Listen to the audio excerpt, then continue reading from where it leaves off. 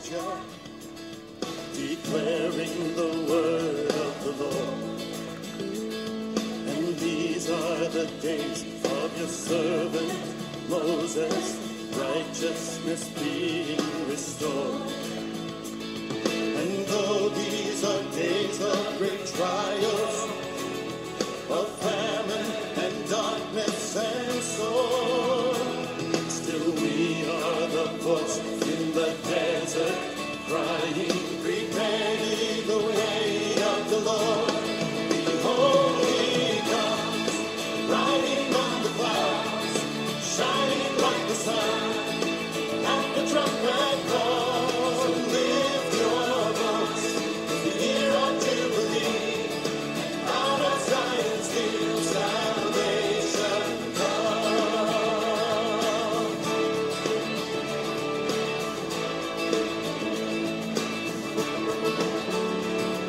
And these are the days of Ezekiel, the dry bones becoming as flesh.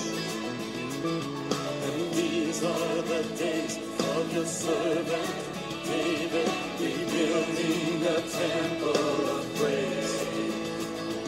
And these are the days of the harvest, the fields are wide in the world.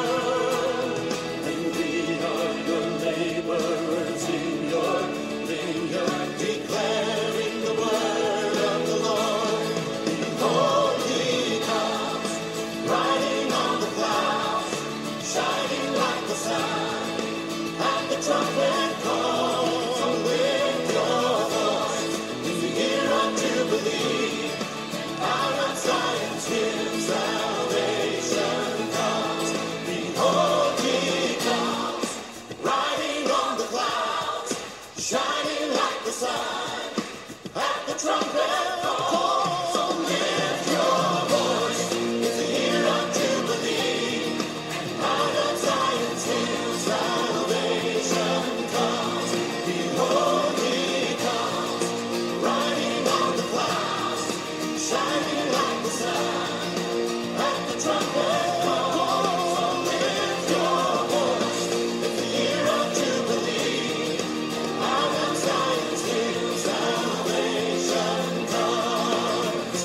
Who was and who is and who is to come.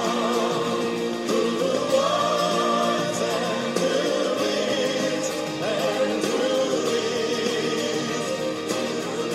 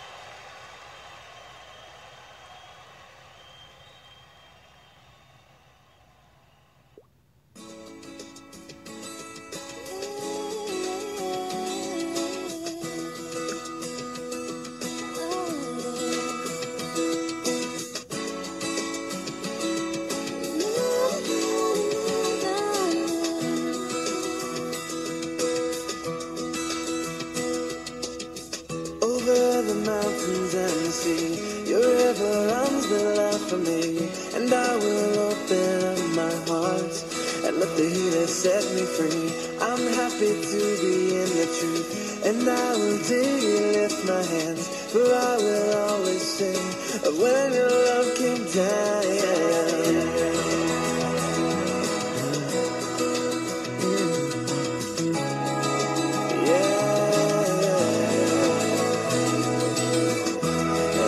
Sing of your love forever.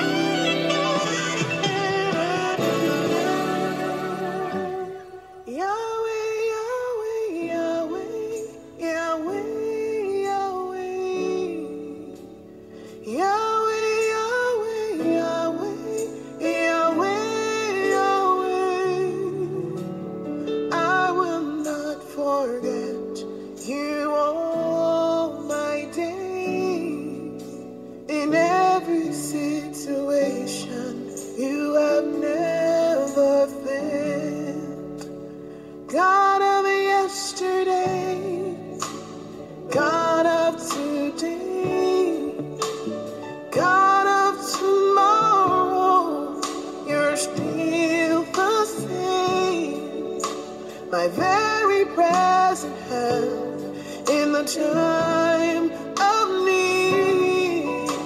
In every situation, you have never failed. Yahweh, Yahweh, Yahweh, Yahweh, Yahweh. God of heaven and the earth. Yahweh, Yahweh, Yahweh, Yahweh. God of the armies of Israel. I will not forget you, oh.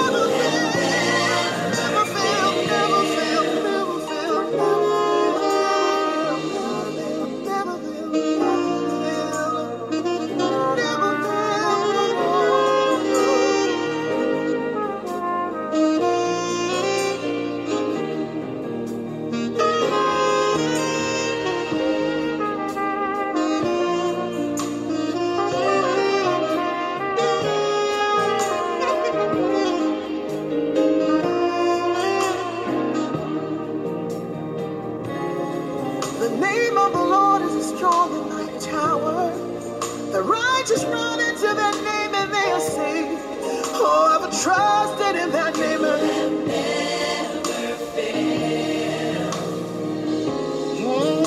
At the mention of your name, every knee must bow, every tongue confess, your name is Yahweh.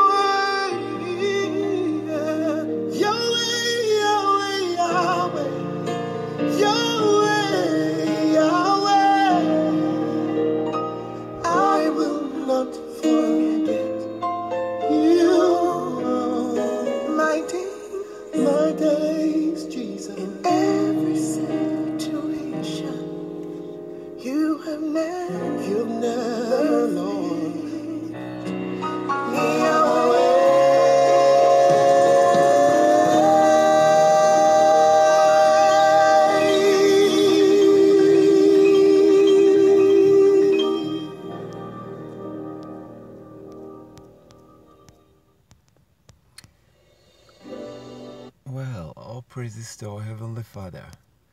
I thank our Heavenly Father for the beginning of the 9th biblical month. This is the beginning of the 9th biblical month, and it's a new moon day. I just had an opportunity and I decided to take it to do this new moon report. For the sake of those who are new to this, I know that you have a lot of questions. When you first come into this, you do have a lot of questions and things you're trying to figure out.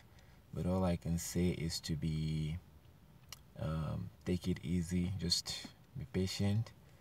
The most important thing is to start observing the Sabbath. So if you want to wait until you figure it out completely before you start, you're going to wait for a long time. So the best thing is to get started. And the best time to start with this is actually at the beginning of the month. So this is a new moon day. Because today is a new moon day, you can start from now. And 7 days from now, basically, you get to your Sabbath, you observe. It's really easy. It's not complicated. It's very simple, very easy.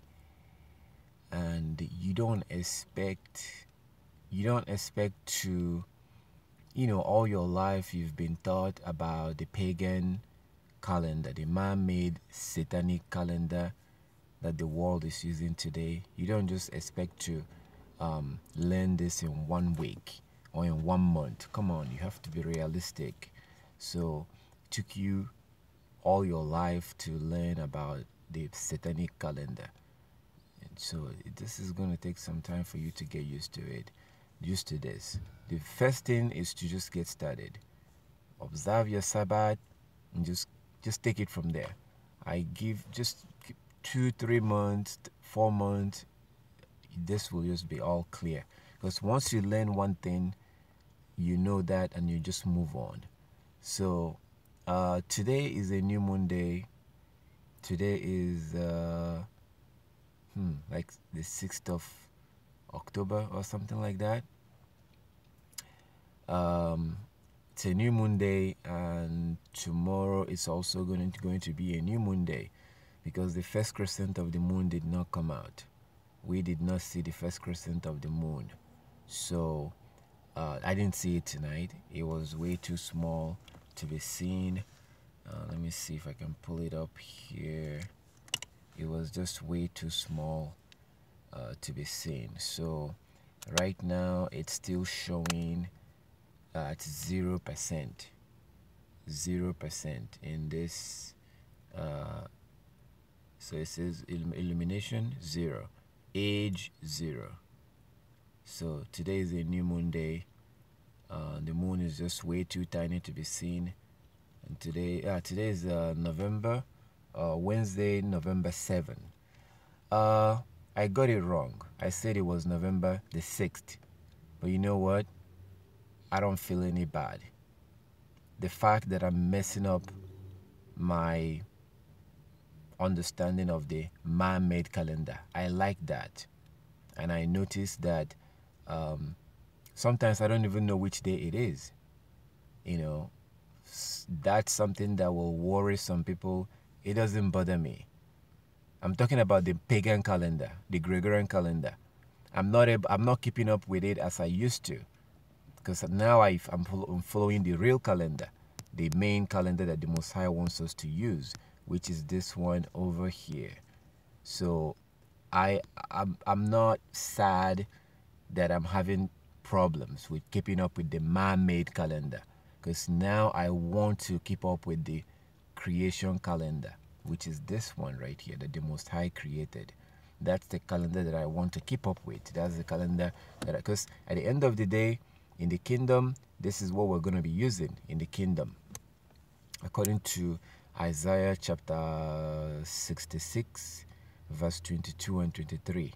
According to Isaiah 66, 22 and 23, we are going to be using the moon, because it says that as the new heaven and the new earth which he will create will last, that from one new moon to the next and one Sabbath to the next, all flesh will come and worship before him.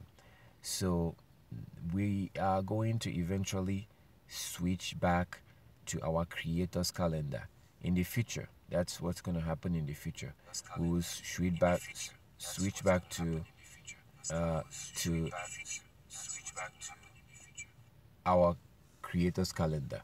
So the moon did not come out tonight, because this is we're going to have 2 days new moon day. We will have 2 days new moon day.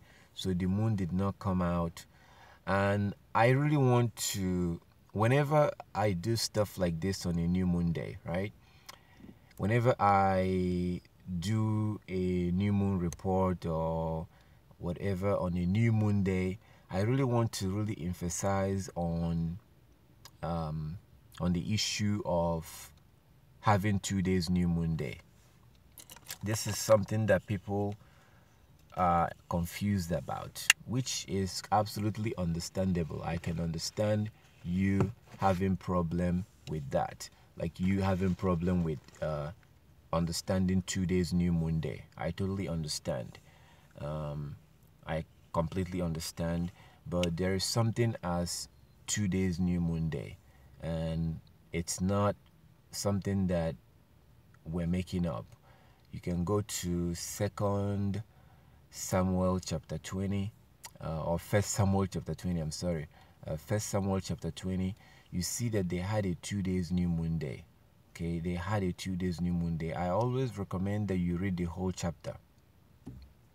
You read the whole chapter of 1 Samuel chapter 20. You notice that David, Saul, Jonathan, they had a 2 days new moon day. So this is nothing it's not something that is unheard of.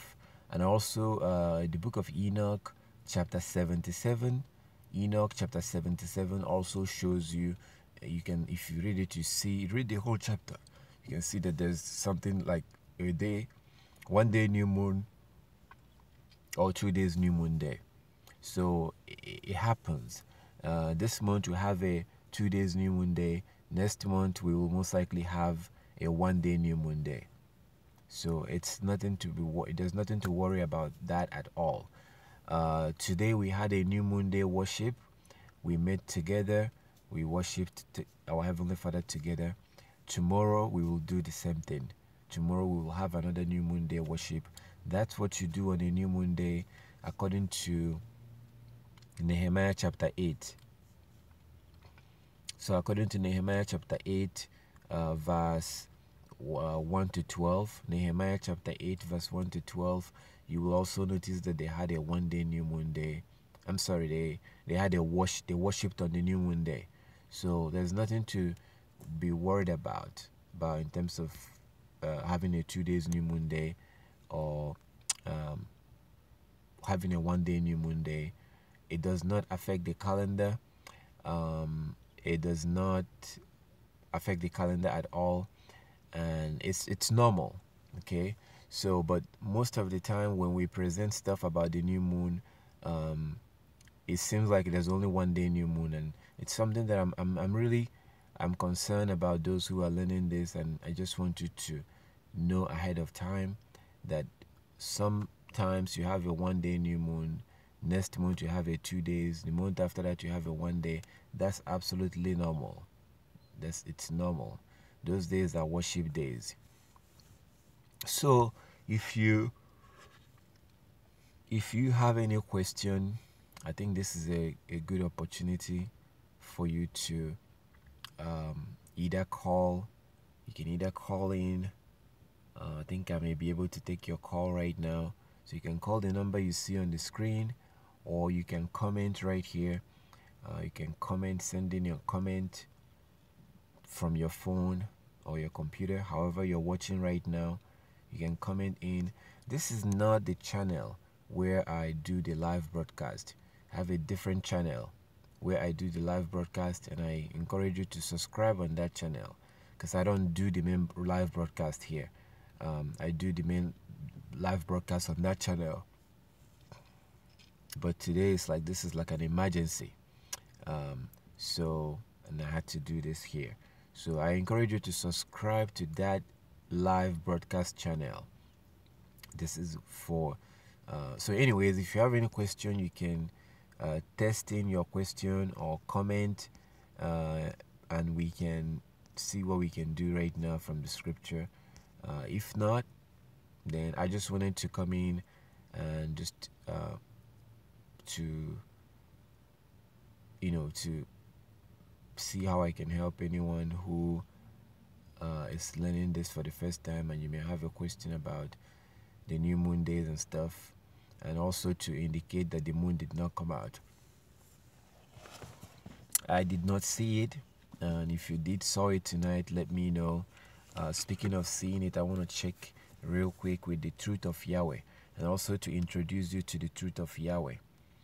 So the Truth of Yahweh is the website where people usually report if they saw the moon or not. So I'm gonna go to, usually the way I get to that website is that I Google new moon report. So once you Google new moon report, you get to that website. So I type in new moon report into Google, and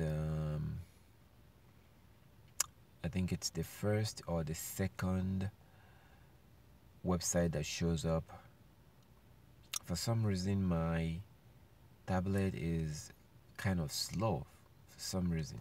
So you Google new moon report, and new moon report, the second website that says Truth of Yahweh. Yeah, so the second one that says Truth of Yahweh, that's the one that you touch, and it takes you into the website, and it takes a while to load up. It takes a while to load those information. So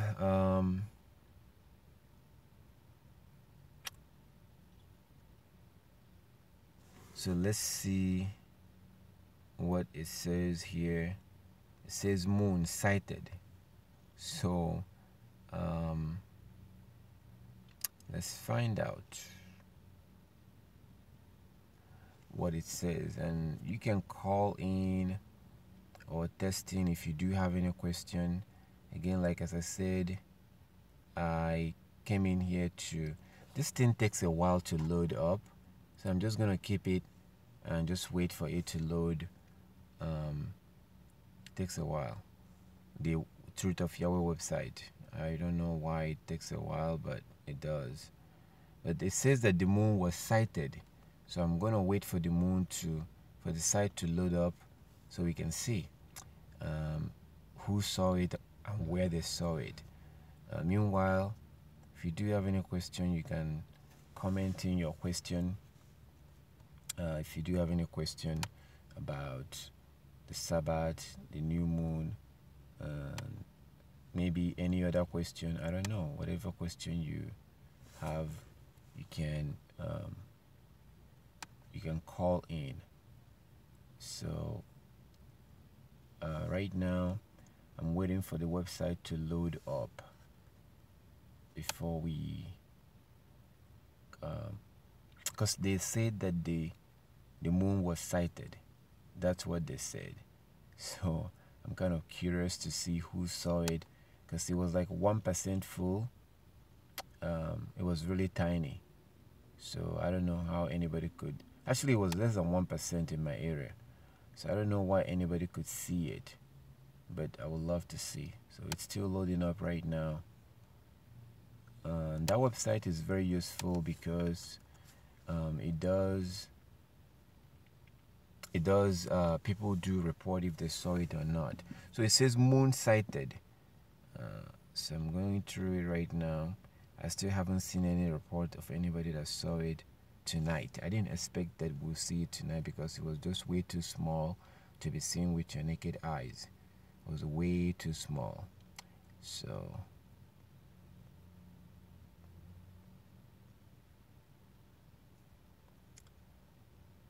meanwhile, if you do have any question, you can type it in through comment, or you can call the number you see on the screen, and it will ring over here, and I will be able to talk to you. If you are, I also have the WhatsApp available. Actually, I'm going to open up the WhatsApp just in case if you choose to call through WhatsApp. You can also call through WhatsApp, and I will be able to get your call. This is for those in Japan, those in India. Sometimes it's easier to call in through WhatsApp, so that's also available. You can call that if you do have any question, and we can go through that right now. So back to Truth of Yahweh. Let me see, because they said that some people saw the moon, or it says the moon was sighted. So I'm waiting to see who saw it, because it was way too small. Yeah, Sister Nakia said moon at 0.4% illuminated in Arizona. Yeah, it was way too small tonight. But this people is reporting that it was seen. So I don't know if that was like a pre-report thing that they put in there, because it's definitely way too small to be seen. So this is one of those months that you have 2 days new moon day. This is one of the months that you have a 2 days new moon day. So there's no way anybody could see that. But if they did, we'll find out. So I'm waiting for the website to load up. It's still loading up, because as I told you, it takes a long time to load up. The Truth of Yahweh website takes a while to load up. So we shall see.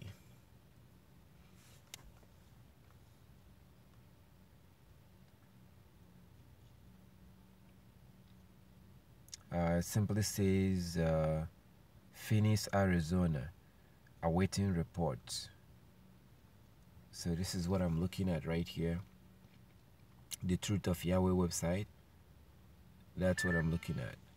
And it's still loading up. I think we have a call coming in. So feel like I need some water right now. Unfortunately, I don't have any water next to me. So let's see. Okay. Who is on the line? Hello, how you doing? This is Sister English. Sister, Yeah. How are you doing, sister? I'm doing great, thank you. Good. Happy New Moon Day. Happy New Moon Day, sister. Good to talk to you. It's been a while. Yes, it has been. Yes. But it's all been good. All I have a question for you. Yes, sister, go ahead. The question is this. I am self-employed and I'm as much as I'm observing the Sabbath day and the New Moon Day. Mm-hmm. I want to know in my situation, like I said, I'm self-employed. Missing those many days, it can be kind of like messy for me and my business. Mm-hmm. Would it be okay if I was to go into work and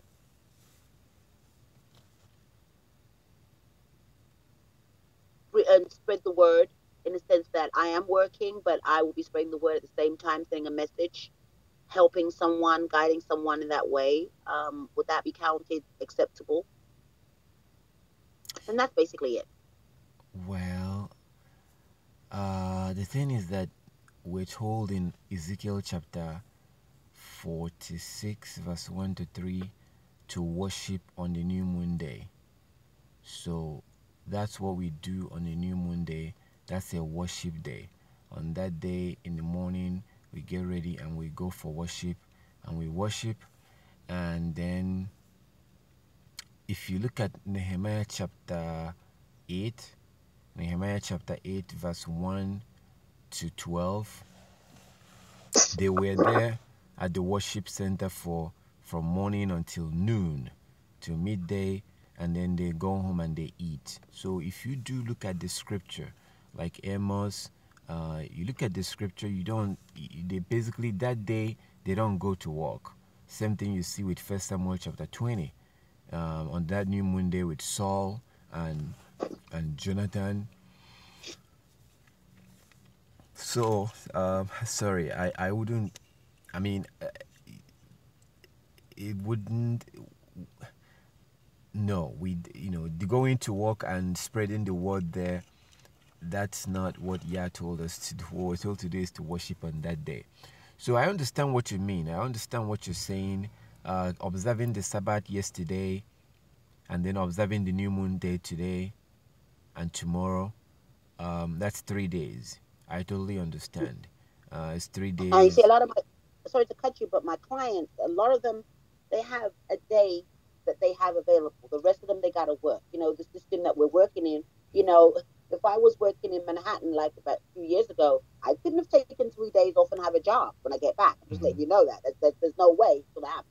Even if I negotiated a day, maybe they would say, okay, take a day off, but take 3 days in a row would be like, you're out of a job when you get back, which is, I understand I'm praising the Most High and I'm giving y'all the glory, but I could give a story where in the Bible where the disciples were working with the Messiah through the field and they had food. They got the corn and they crushed it in their hands and they ate it. And the Pharisees were quick to say, "Oh, you're not supposed to pick food. You're not supposed to." And he says, "Look, did you not hear the story about David with the priest, how he was hungry?" And so, I'm not trying to say that God has Yeshaya has this is got done away with the law, but he was talking about the old wine and the new wine, and how you can't put old wine in new bottles, just like you can't put new wine in old bottles. So it's like it being, to me, it was like an interpretation saying you're being so rigid, you're being so hard on the law when there is that flexibility where things does happen, things do happen. like when he healed the man on the Sabbath day, which was a no-no, according to the scripture. But yet he says, look, what is better to say that this person got healed, or or to say, unheal him, don't heal him. So I don't want to sound like I'm trying to fight the law, the word is true, the word is right, everything is perfect. But the Messiah, he gave that that part where you have to say, you know what, I agree with you. Just like the woman was considered somebody bad, of low character. She had more than one man, but he said, pick up who was sin, pick up the first stone and throw it. So yes, he did fulfill the law by saying what he was saying in the right way, but he also had mercy on the woman. So I mean, it's like, would the Most High look at me as I'm a person by myself, doing what I gotta do, feeding myself, taking care of myself. I don't need. I mean, I tried to join your group. Remember, I tried, but it wasn't. I didn't. Whatever. I wasn't. Things that I didn't do that wasn't enough to get into the group. So I felt like, well, I'm here on my own, doing me, praying the things of my God, absorbing my new moon day, the feast day, the Sabbath day, the feast days, which I did, which I kept in contact with you with that, and I'm doing my part. But to live 3 days out and then I'm not working, what becomes of me as a woman doing it by myself? That's me. And the people that need me, who can't get me because I'm, doing all this and basically on my own doing it. I'm not totally alone, Messiah. I'm not alone totally without you, but I am. I don't have a congregation to join with. I don't have people to say, let's go fellowship together. So I fellowship with my customers, and that's who I fellowship with. And that's what most of them could tell you, that I fellowship with them. Okay. I totally understand what you're saying. I used to be in a situation where I am still in that situation, just that I don't feel it anymore. I run my own business. In the beginning, it was kind of a little bit, I calculate, wow, okay, this is I'm not going to make this these days.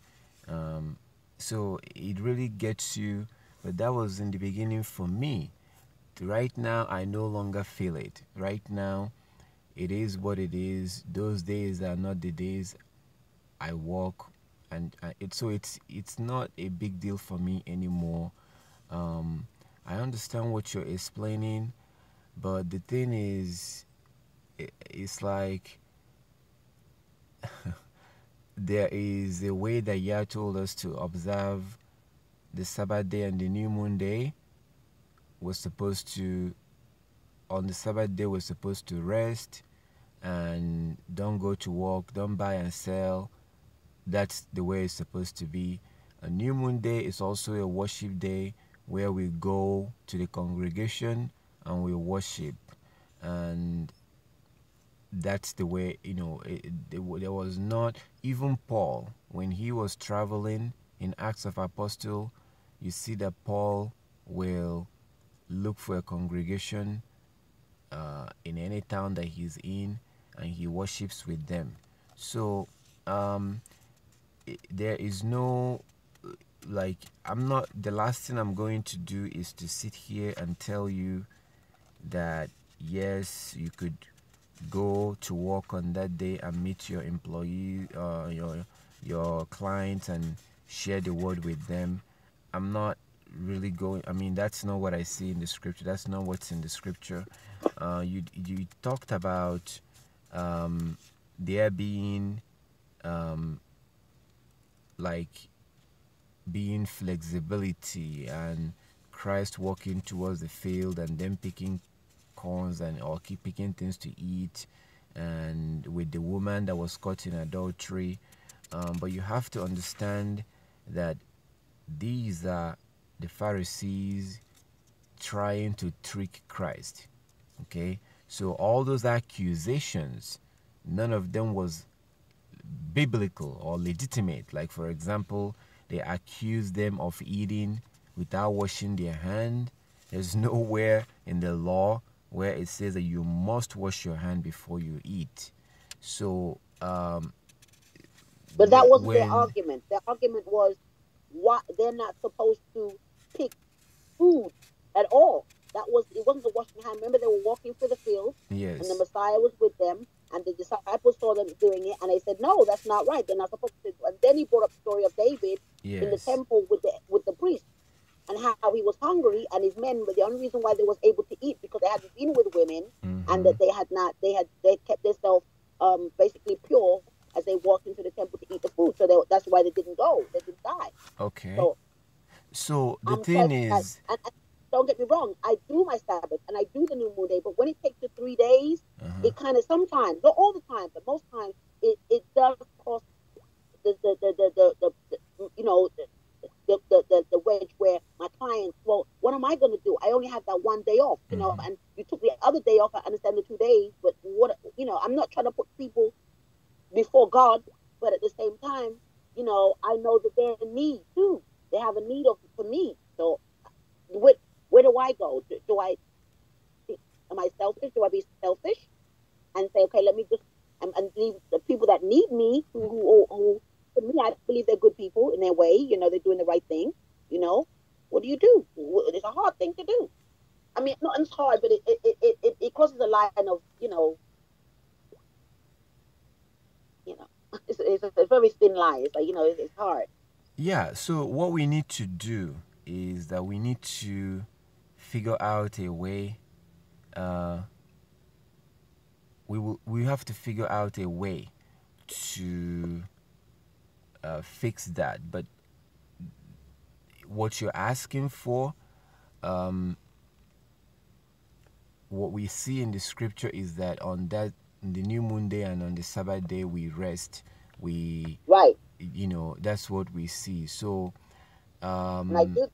so the I can't give you um I can't give you um any other scripture because there's none that um suggest, so what I will more of like to do is to see how I can help, if there's any way I can help to, you know or how you can, which this only happens once a month, right? I It's know. not I every know. week, I know. right? I know. I So know. it's not all the time. It's only I um, during the end of the month. That's when you know. have this issue. So it's I used to have that issue myself, but I no longer feel it right now. Now I no longer feel it. Now it's um, I don't even think about it anymore. Um, so um, but before I used to feel it. I used to feel, losing the money that I make on those days. Sometimes I Not the money. stay indoor. I stay indoor. Yeah, I mean, you work with for It's your not the money. client and they It's pay not the you, money. right? It's not the money because it's not the money. It's not about the money because these people, I have people every week. Different people come every week. Somebody different comes. Not the same people. So some people have that day off. The day that maybe I'm doing my Sabbath, maybe the Sabbath moon day. I don't mind the Sabbath. I have to do my Sabbath. They know this. They know about the new moon day once every 4 weeks. But the extra day sometimes crosses because I work a week. I pay at the end of the week my rent, the rent where I work. And when I take them 2 days plus the third day, it's like I didn't work the week, but I have to pay that week. And so it's not the money for me, but it's more the customer's day off. They need that day, and that's the day they could do it. And if I took 2 days off and then I got the third day, that's another day that they miss out to do their hair or whatever they need to do. You Hmm. know. Anyway, the answer is you cannot really answer it. I mean, I can try to give you. I'm not gonna give. I'm not gonna answer you something that is not biblical. So it is what it is. What you're asking me is, can you go to work on that day and simply share? Tomorrow, tomorrow, Yes, tomorrow, and share um, with tomorrow. your That's the day. clients, right? And talk to your clients and share the truth with them, right? Yes. So the thing is, are you familiar with Ezekiel chapter 46? Could you give me an idea what was going on that then I can give you. I know most. Okay, I so saw the Ezekiel chapter backstory. 46, this is a scripture that I mention a lot. So Ezekiel, can you see your screen? Are you just hearing my voice, or can you see me on the screen? I can look at my other phone, my other iPad, but I'm on my phone talking to you. Because Okay, actually, at one time I didn't think I could talk to you on the new moon day. okay. No, but So let me try this. Let's see. No. if you tell me the story of Ezekiel, what it was, I can tell you if I know about it. I've read a lot. I read my. Yeah, so let's go to Ezekiel chapter 46 and see what Yah says there. And this is the reason why I cannot tell you that you can simply go tomorrow. Ezekiel Well, 46. I'm not gonna do. I have to go, but I'm gonna go because I've already told somebody I will do it. They're here because they're coming from out of town to come to me. But I understand. I got Ezekiel 46 up right now. Okay, so Ezekiel 46, this is what it says from verse 1. Ezekiel 46 from verse 1. It says, "Thou says Yah Elohim." For those who don't know who Yah is the main name of our Heavenly Father. Actually, that's the short form. The complete name is Yahweh. That's where you get that YHWH. Yeah. That YHWH. That's where you get, the short form is Yah, or the full is Yahweh, and God is Elohim, or Elohim. That's a title. God, the word that they replaced, they put God in the big God, is Elohim. So just for those who don't know, it says, "And thou says Yah Elohim, the gate of the inner court that looketh towards the east shall be shut 6 working days, but on the Sabbath it shall be opened, and in the day of the new moon it shall be opened."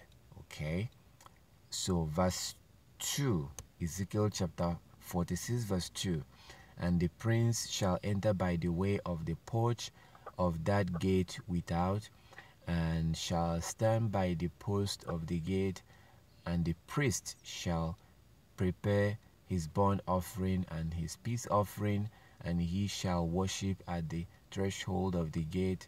Then he shall go forth, but the gate shall not be shut until evening." So this is not really what we are looking for. What we're looking for here is we're looking for verse 3. So verse 3 is what we're looking for. This is the reason why I came to this chapter. So verse 3 says, let's see, I think I'm having some problem here. So verse 3, Ezekiel chapter 46 verse 3, which is the reason why we came here, and I'm going to highlight that.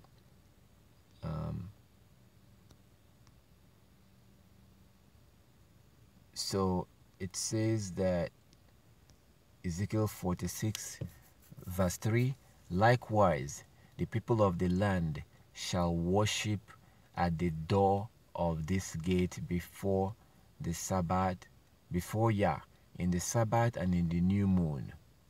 In the Sabbath and in the new moon, the people of the land shall worship. So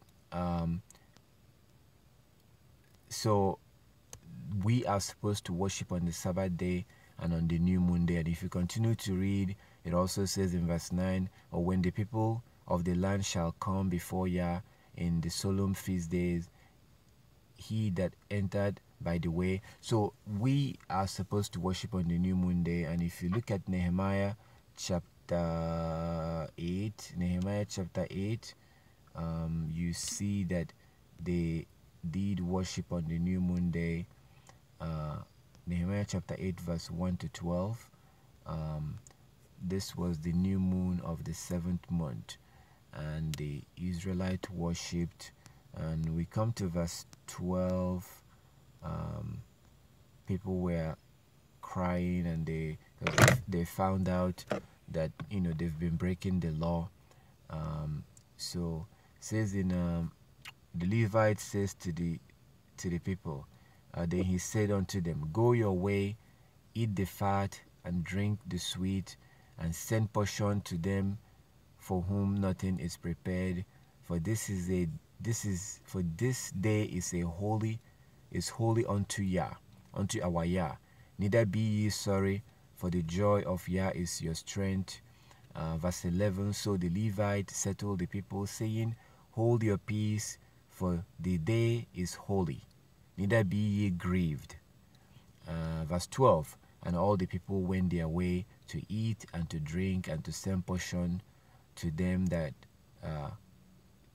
to them make great merry, because they had understood the word that were declared unto them. So that day is a holy day. I think we also have Amos. Let's go to Amos. So that day, if you look at Amos chapter 8, this is our Heavenly Father talking, and these scriptures that I'm pulling out it gives you an idea of what the new moon day is all about, like, what we do on that day. So this is what our Heavenly Father says about people who were merchants, people who are selling stuff on the new moon. It says in Amos chapter 8 verse 5, saying, When will the new moon be gone, that we may sell corn, and the Sabbath, that we may set forth with, making effort small, and the shekel great, and falsifying the balance. So you can see that day it's a day. It's just, even if you want to do something, it will probably be in the evening after the worship. So there's no way.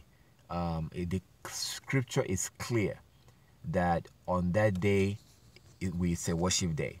So the last thing I would do is to sit here and tell you that you can go and simply share the word with your client. I will get in trouble if I do that, because Yah said that day is a worship day. So you're saying that after 12 o'clock, after the initial, praying, that would be acceptable after the praying of 12 o'clock? Is that what you just said? I'm not sure if you said that's what you said. I'm just making sure. Okay, let me give you an example. I'm new to this. New to this, Brother Tobias. When I first signed up, called and spoke with you, I started off new. I knew nothing. I knew absolutely nothing about the Sabbath. I knew nothing about the new moon day, and I observe it now. And I'm alone on this, because a lot of people don't understand it. I've tried to advise people. I've given them your website. I've tried my best. I'm doing this on my own, and I'm one of my own family members. So it's not easy, but at the same time, I've taken that Sabbath day and that new moon day and said, that's the Lord. I'm giving it to him. But when it gets to the next day and other people calling me, it becomes stressful, because I'm feeling their need, and I'm in my situation, sitting at home, praying, reading my scripture, listening to scripture. I'm doing nothing. I'm praying, yes, I'm giving God the glory, but wouldn't it be better for me to go amongst the people and speak positive words with them and to lead them right than to sit at home in my own? First of all, sister, that's not really your job to do that. It's not your job to go out to the people and give them the word. That's not. If you want, you can do that for girls. You can teach young girls, but that's not your job to do. That's the first thing. The second thing is that we are supposed to follow the scripture. It says in 2 Timothy chapter 3:16 that all scriptures are given by the inspiration of Yah for our learning, for us to learn and for us to walk in those scriptures. That's the whole point of the scripture. That's why we have all these stories you see in the scripture. The reason why you have those stories is to teach us, so when you see somebody that made a mistake, and Yah punished them. The story is in the scripture like David, so that I don't go out and make the same mistakes. If you see someone that did the right thing and they were commended like Abraham, then I try to live like him so I can, be commended by Yah. So we have examples in the scriptures, and I try to show you some of them. Amos chapter 8 verse 5, Nehemiah chapter 8 from verse 1 to 12, Ezekiel chapter 46. We have all these scriptures that shows that on the new moon day, the Israelites, the first thing they do is that they go for worship in the morning. They go and worship. After they worship, they go back home and eat. And then they wait until the evening when they will go out and look for the moon. If they see the moon, then they blow the trumpet, like you see in Psalm 81 verse 3. They blow the trumpet when they see the first crescent of the moon. So that's what we see in the scriptures, and I cannot advise you otherwise. I understand your situation, I understand what you explained, but I can't. If I say any other, if I say something like, then I'm gonna be creating the law of the Most High. I cannot create His law. I can only show you what it says and guide you on what it says, but I cannot make up any new law. So there is no what we see. And look at 1 Samuel chapter 20. So in 1 Samuel chapter 20, you see the same thing. You see they're basically hanging out. They were waiting for the new moon to be over. So you see that they sat down and ate on that new moon day, and then the next day they did the same thing. So usually in the morning they go for worship, and then they go home and they eat. That's a feast day. That's a day we eat usually more than we normally eat on a regular day, because that's a feast day. So that's what we see in the scripture, and that's the way it's going to be in the future. In the future, according to Isaiah chapter 66. So going to work on that day is just not what we see in the scripture. I wish I could. Another question you said to me, it's not my place to tell a man, which is, I understand that, and I do tell my brethren, I'm a woman, you're a man. 98% of my customers are men. 98% is men. So when they ask me, English, why do you take the Sabbath on that day? Why do you take a new moon day? It's only right that I tell them why I'm doing it. And I do tell them, go to this site. This man, he'll explain it clearly to you as to what it is. But for me, I couldn't be ignorant when they asked me that question. I have to say to them the truth. I said, look, this is why I do it. And if you want to see more further information, go there. It's not made for me as a woman to teach a man. That's what I've been told. So that's what I say. I don't teach them. I'm just giving them, if they ask me a question, I will. But I do talk about the Most High, how good He is and how great He is and how He's, come into my life and He's helped me. So that's what I do. I'm not hiding the Most High from my brethren. If they ask me, I'm going to tell them. I feel that's only right to do, especially if there's a lot of these young people out here, especially where I'm in Miami. A lot of them are not getting the truth. Mm-hmm. And when they hear it and they tell them about the moon, they're very impressed with that. I just wanted to throw that out there. That I say as a woman, it's only right that I tell the truth. If they ask me a question, wouldn't that be right to do? Yeah, sure. If somebody asks you, there's a difference that somebody asks you, hey, what's that thing in your clothes? What are you wearing? What does that mean? And why do you take the moon that day, Sabbath that day? Why that day? Why not Saturday, not that Friday? That's what I explained, So there's nothing wrong with somebody asking you, what's that thing on your clothes? What are you wearing? Or why are you... There's nothing wrong with telling that person, oh, I keep the Sabbath. And, I keep the Sabbath day because God said so. And this is the way it used to be. Used to be kept with the moon. There's nothing wrong with explaining that. But I said what I said because of what you said. I was simply responding to what you told me. Because when I spread the word. What I got from that is that you're gonna go and you meet your client and you so if it is answering someone seeing you because you dress differently, or you have your fringes, or for whatever reason, and they ask you a question, Answering them a question doesn't mean that you're teaching the Torah. You're not. You don't have the No, scripture open in though your. I'm just reiterating, or basically, if they ask a question, I tell them what I know, and go into scripture, and listen to this brother or this sister, or whatever. Just listen to this brethren who can tell you more about what I'm saying. Yeah. Yeah. So Oh, yeah. that Yeah. that that's reasonable to answer. Answer someone that asks you, why are you doing this?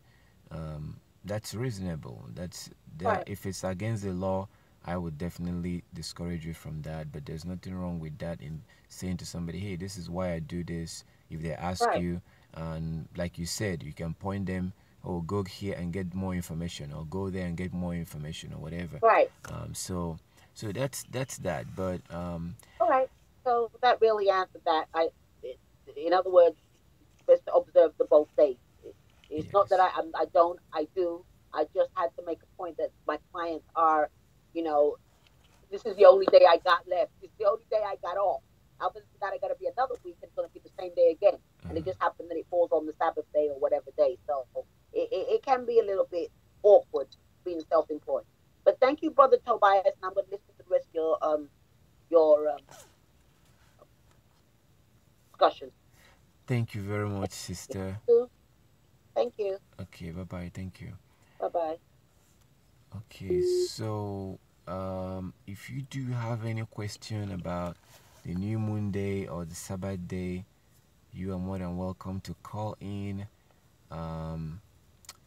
So let me look at a couple of the comments that came in. Actually, I'm going to go back and start from the beginning. On the comments, you can call the number you see on the screen.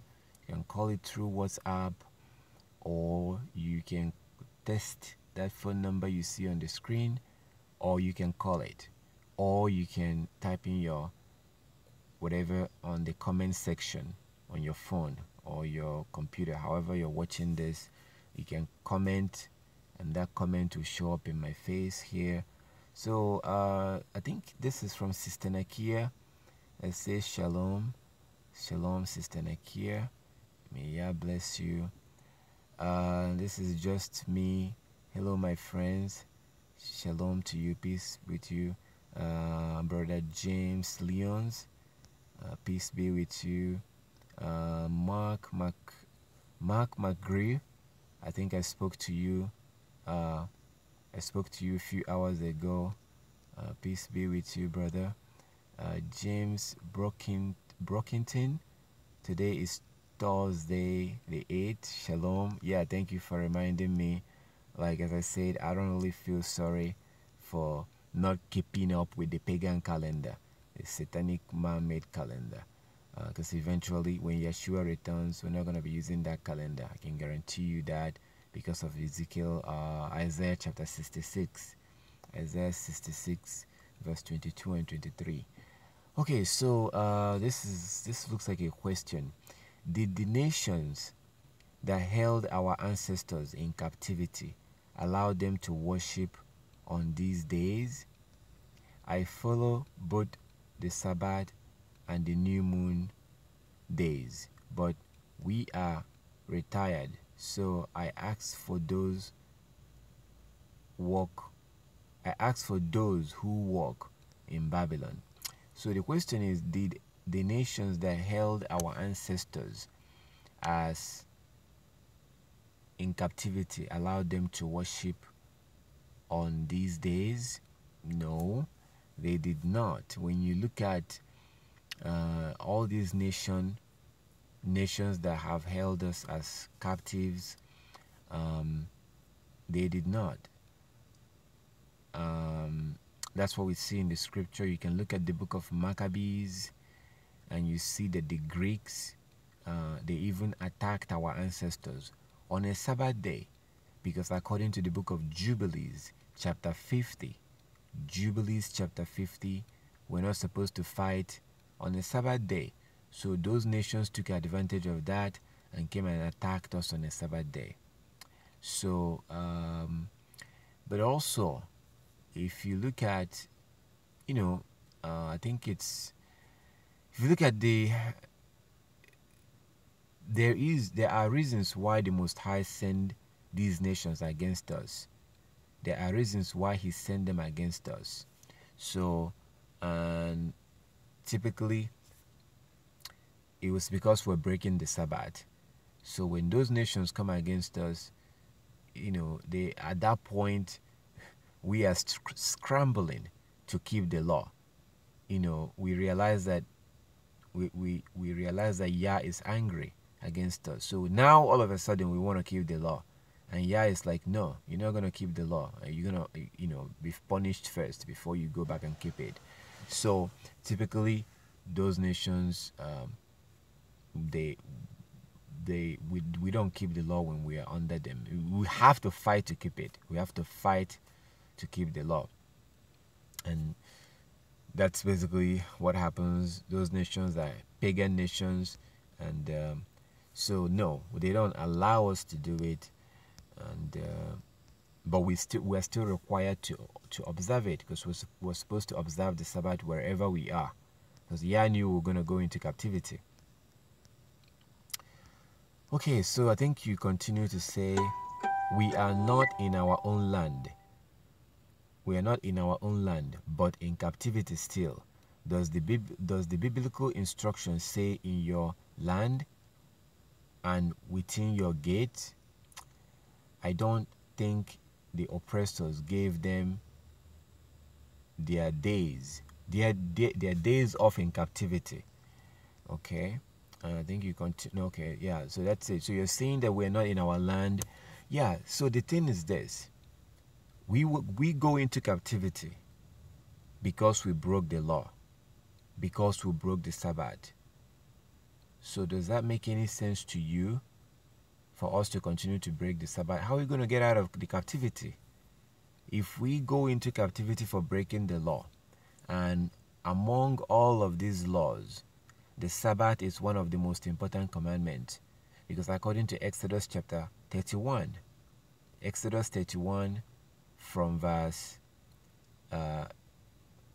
12 to 18, Exodus 31, 12 to 18, you see that the Sabbath is a sign that identifies us with Yah. The Sabbath is a sign that links us to our Heavenly Father. So the Israelites, our ancestors, went into Babylon because they were breaking the Sabbath. And Yah said that for all those years you broke the Sabbath, for all those years you're going to be in Babylon. So this idea that, oh, we're living in the land of our captives, so therefore we're not supposed to keep the law because we're not in our land. No, that's absolutely not true. You went into captivity because you broke the law, and then you got into captivity and you don't want to keep the law because you're in captivity. Do you understand why we're going into captivity? Deuteronomy chapter 28, Leviticus chapter 26, Deuteronomy 28, Leviticus 26. We went into captivity because we broke the law. So when you are there, you're supposed to be keeping the law. There's a scripture that keeps coming up. So let's go in and see what it says. Let's go in and check out, we're going to check out Lamentations, because I think it deals with this. Lamentations. So Lamentations chapter 2. That's the scripture that keeps coming to mind as I go through this. Let's look at Lamentations chapter 2. Okay, Lamentations chapter 2. It does deal with the new moon day. Yep, I think this is it. So this is the reason why this scripture was came to my mind right now, or was revealed to me, because I'm not going to claim credit for knowing it. So if you look at Lamentations chapter 2, it says, how had Yah covered the daughter of Zion with a cloud in his anger. Okay, this is very important to understand what he's saying here. He said that how had Yah covered the daughter of Zion with a cloud in his anger, and cast down from heaven unto the earth the beauty of Israel, and remembered not his footstool in the day of his anger. So the Most High is angry. So let's see what he did. Verse 2, Lamentations chapter 2 verse 2. Yah had swallowed up all the inhabitants of Jacob, and had not pitied. He had swallowed up all the inhabitants of Jacob, and had not pitied. So no mercy, no mercy. He had thrown down in his wrath the strongholds of the daughter of Yehudah. He had brought them down to the ground. He had polluted the kingdom and the princes thereof. Verse 3. He had cut off in his fierce anger all the horn of Israel. He had drawn back his right hand from before the enemy. So he was no longer fighting our enemy. He drew his hand from before the enemy. He stood with his right hand as an adversary, and slew all that were pleasant to the eyes in the tabernacle of the daughter of Zion. He poured out his fury like fire. Verse 5. Yah was an enemy. So the Most High became our enemy. Do you understand what this is? This is a big deal. So our Heavenly Father, and this should not be a surprise. The reason why I'm reading this is for you to see how we lost the Sabbath and the new moon day.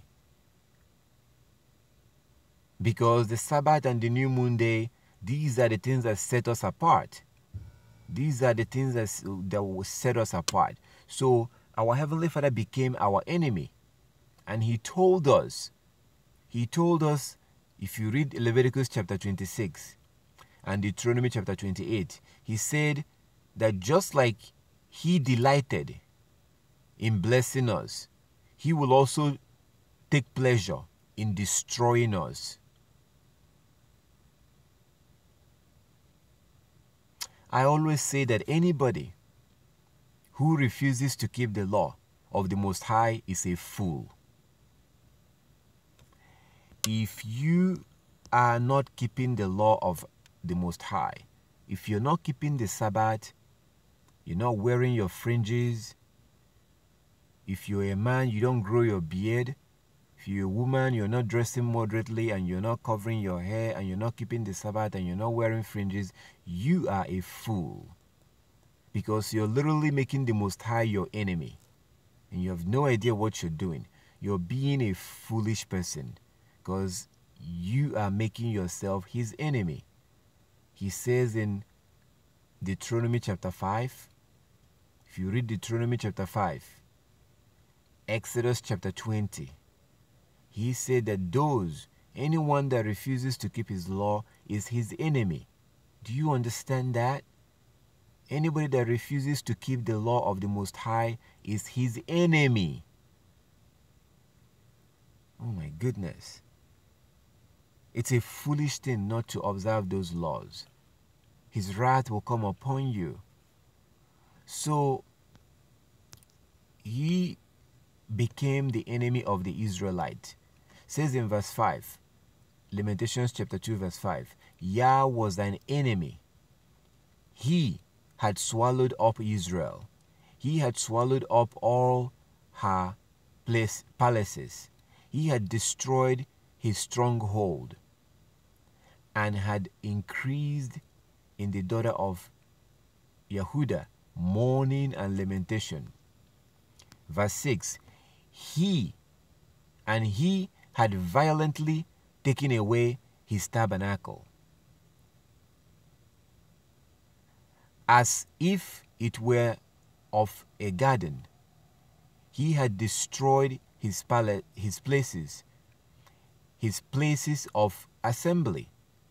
Yah had caused the solemn feast and Sabbath to be forgotten in Zion. Do you understand that? So verse 6, Lamentations chapter 2 verse 6, said that Yah had violently taken away his tabernacle. So when the Romans showed up in 70 AD, if you study the Roman invasion of Jerusalem in 70 AD, when the Romans showed up, I'm going to see if I can pull it up here.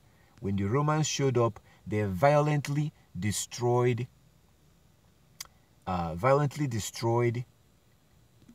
the temple, violently. So Roman invasion of Jerusalem, 70 AD.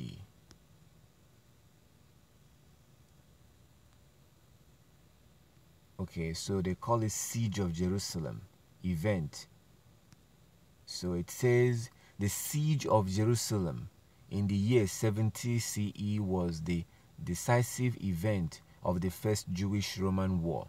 The Roman army, led by the future emperor Titus, with Tiberius, Julius Alexander, and his commander. So it goes on to tell you what happened on that day. So this was something that actually happened. So this is how the Hebrews ended up in Africa after this destruction. They violently destroyed. These are the videos you can watch on YouTube. You can watch these videos that will give you more information about that particular destruction. So this actually happened. That was the fulfillment of what we were reading in the book of Lamentation. The Most High violently destroyed his temple, violently. So that, and then the Romans took the stuff in the temple and took it down to here we go. They took it down to their land, in Europe.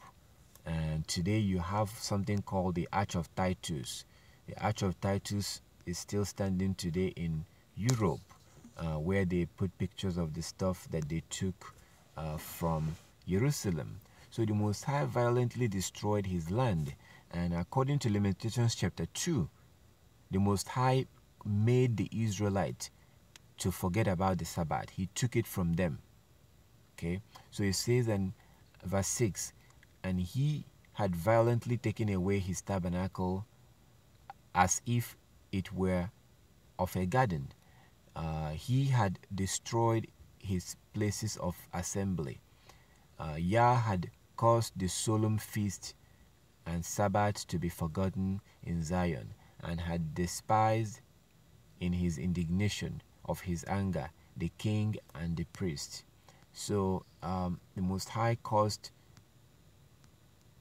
let's continue, look at verse 9, verse 8. In verse 8 it says, and Yah had purposed to destroy the wall of the daughter of Zion. He had stretched out a line. He had not withdrawn his hand from destroying. Therefore he had made rampant and the wall to lament. They languished together. Verse 9, her gates are sunk into the ground. He had destroyed and broken her bars.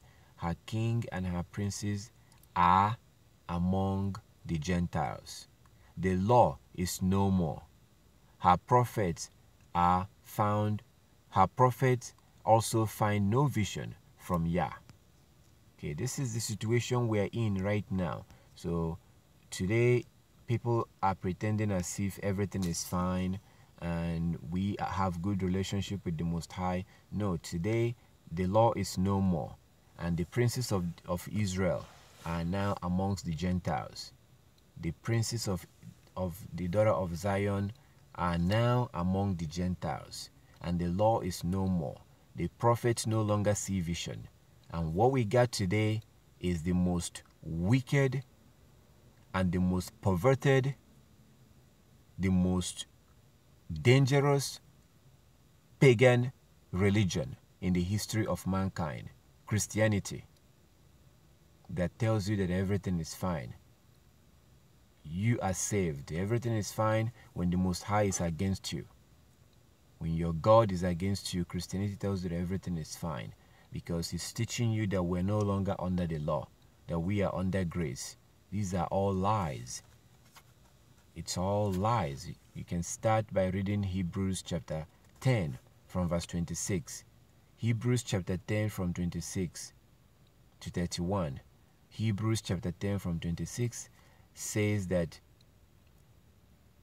if we sin willfully, now that we have the knowledge of the truth, there remaineth no sacrifice for sin. If we sin willfully, now that we have the knowledge of the truth, there remaineth no sacrifice for sin. So if we break the law willfully, if we don't keep the Sabbath, if we don't wear our fringes, if we break the law willfully, there remaineth no sacrifice. How can that be possible if Christ died for your future sins and your present sin? No, Christ died for the sins you inherited from Adam and Eve. That is the reason why we were born sinners.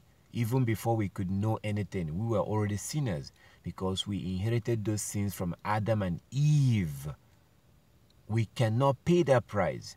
That's the reason why our Heavenly Father sent Yeshua to die for our sins that we inherited from Adam and Eve. So now Yeshua now requires us to keep the law. That's why you have Matthew chapter 23, where he tells you that the scribes and the Pharisees sit on Moses' seat. Therefore, whatever they teach you to do, do it. Oh my goodness. So anybody that tells you that you're not under the law, that person is a liar. That person is a devil. We are under the law. Paul tells you that in Romans chapter 7, verse 1. As long as you are alive, you are under the law. You're supposed to be keeping the law. The Sabbath days, the feast days, the new moon days, we are supposed to be observing all these laws. So it's like, but you know what? I don't really blame Christianity that much. I have come to realize, for doing this for all these years, most people don't want to keep the law.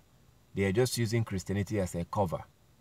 They're using Christianity as a cover. Most people don't want to keep the law. Most people do not want to keep the law.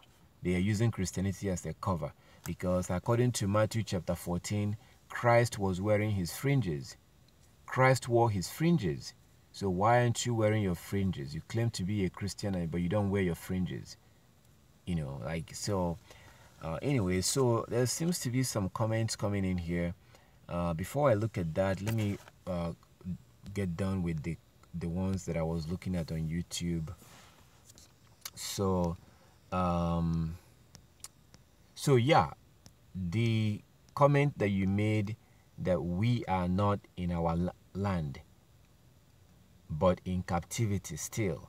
Does the biblical instruction say in your land and within your gate? I don't think the oppressors gave us their days off. Gave them their days off. Well, again, if you look at, and I may have to go look at it, if you look at Deuteronomy, if you look at Deuteronomy chapter 4 from verse 25, Deuteronomy chapter, let's go look at it. Let's go look at it, because this scripture is going to show you. This scripture will show you that we are supposed to observe the law wherever we are. Okay, so let's look at that and then we move on. Deuteronomy chapter 4 from verse 25. Deuteronomy 4:25 shows that we are supposed to observe the law wherever we are. Okay, So this is what our Heavenly Father told our ancestors.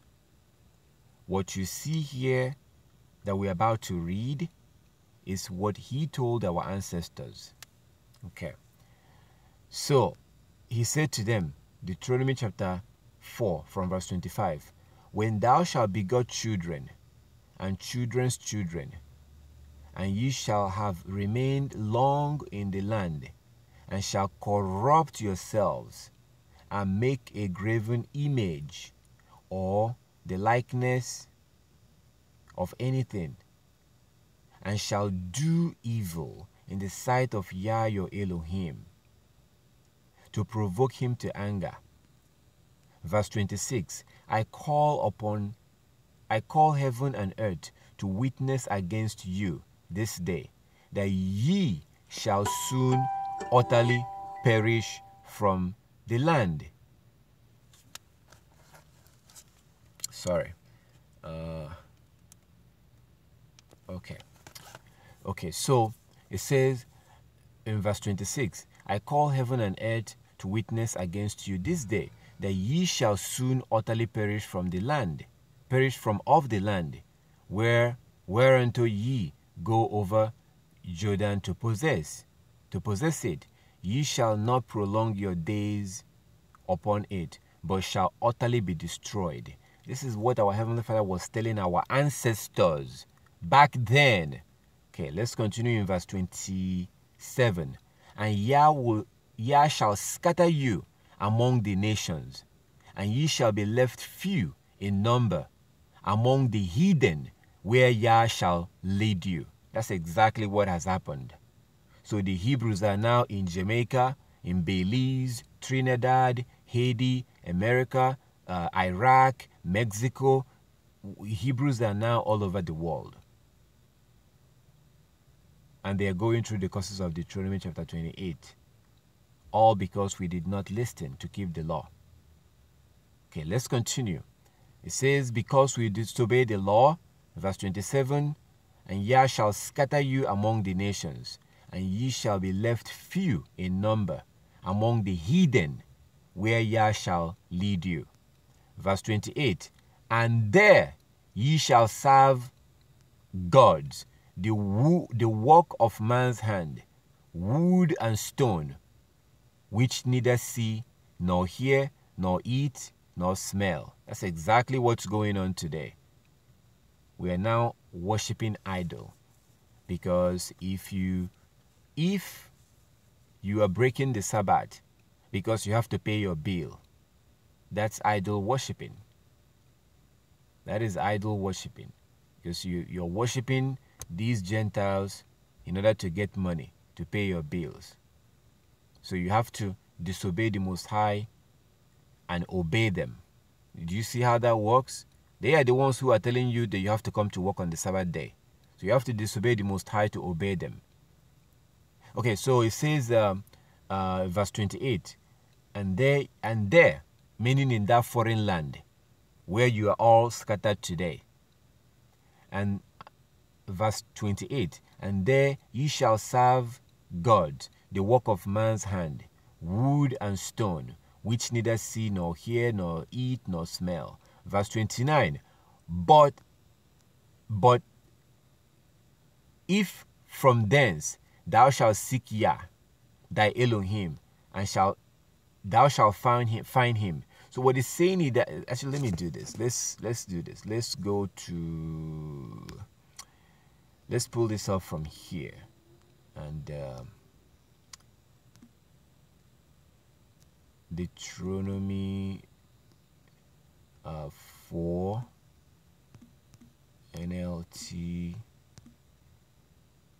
Deuteronomy 4 NLT. Okay. All right.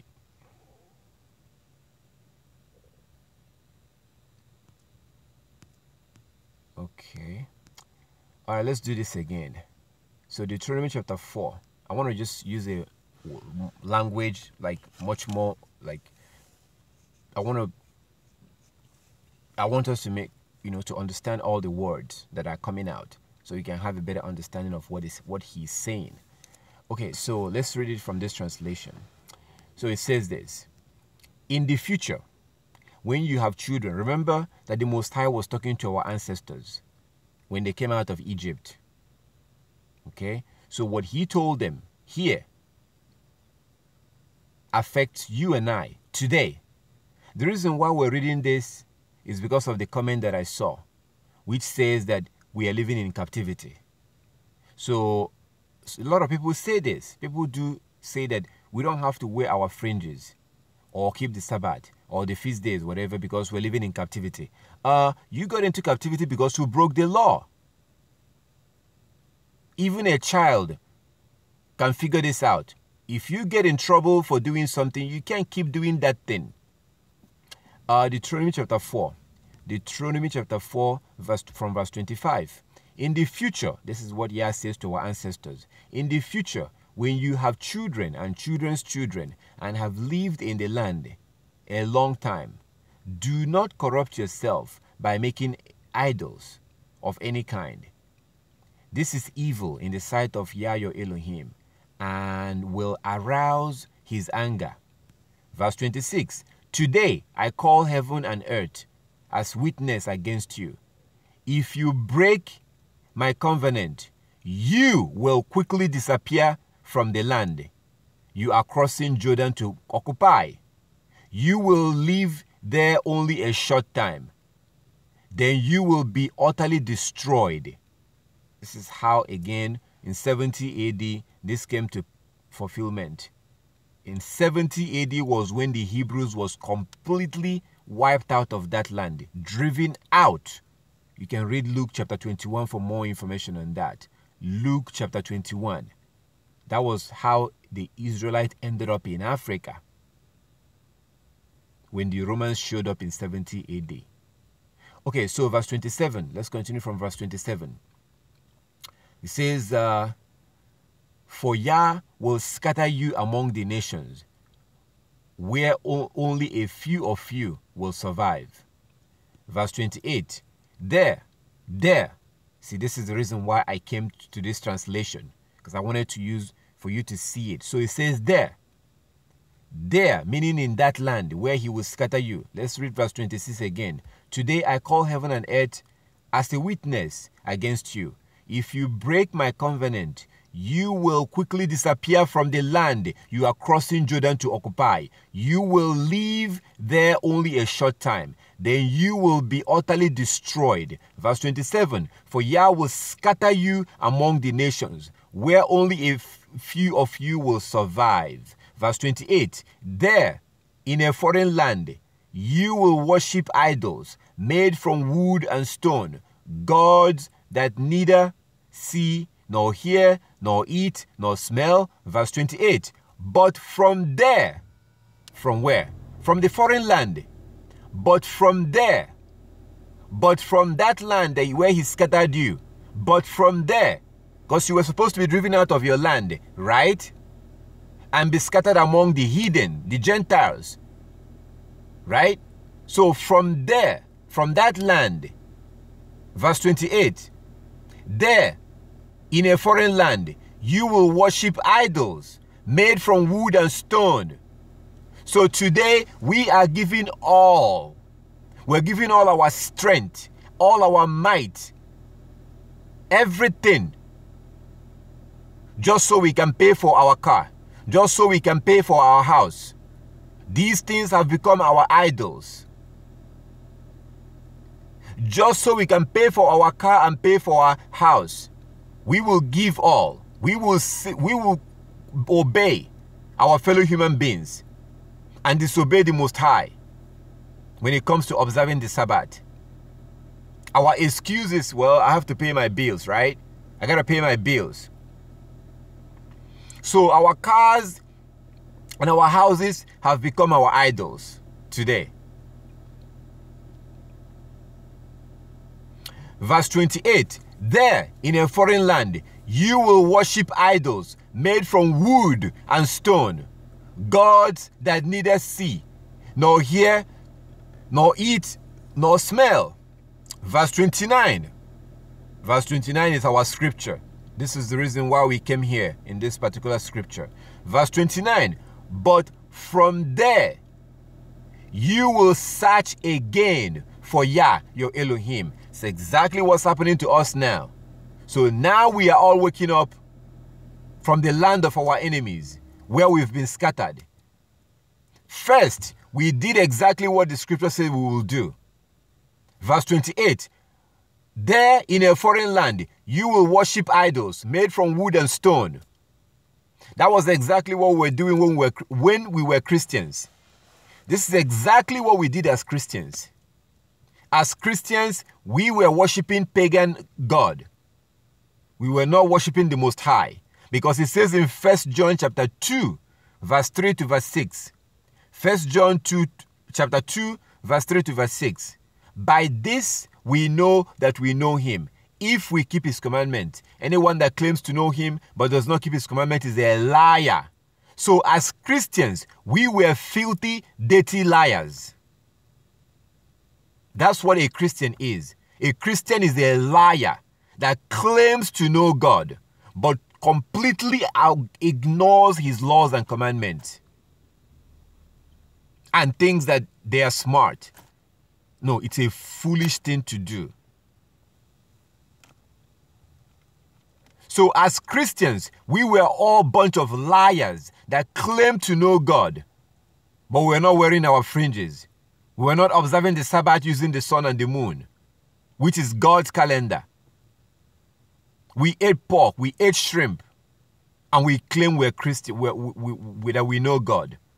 So as Christians, we were worshiping idols. So we did that. It says in verse 28, there in a foreign land, you will worship idols made from wood and stone, gods that neither see, nor hear, nor eat, nor smell. Verse 29, but from there, you will search again for Yah your Elohim. And if you search for him with all your heart and your soul, you will find him. That's exactly what's going on right now. A lot of people are waking up to the truth, and they are accepting the fact that we have to keep the law, and they are beginning to keep the law. But it says that, but from there, you will search again. We're searching and we're finding him. You will search again for Yah your Elohim. If you search for him with all your heart and with all your soul, you will find him. Many of us are not searching with all our heart and all our soul. Many of us are still pretending. So we come into this truth and we're dressing moderately, we're wearing our fringes, we grow our beard, we cover our hair, but we're still not all the way there. We're still pretending. But we have to do this with all our heart and with all our soul. Verse 30. In the distant future, this is a verse that shows that this thing applies to you and I today. The Most High spoke to our ancestors. Our Heavenly Father spoke to our ancestors. But it also applies to you and I because of verse 30. Deuteronomy chapter 4 verse 30. Deuteronomy chapter 4 verse 30.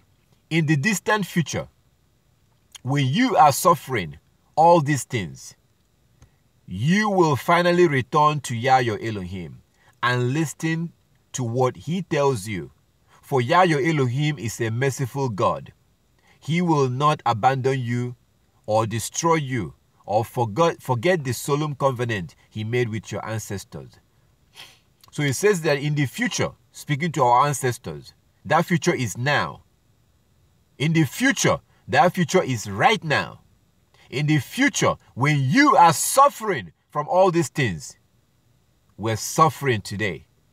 We are suffering. I don't even want to go into that. If you join us in the class, I do go through that. We are suffering today. We're in such a trouble today. You have no idea.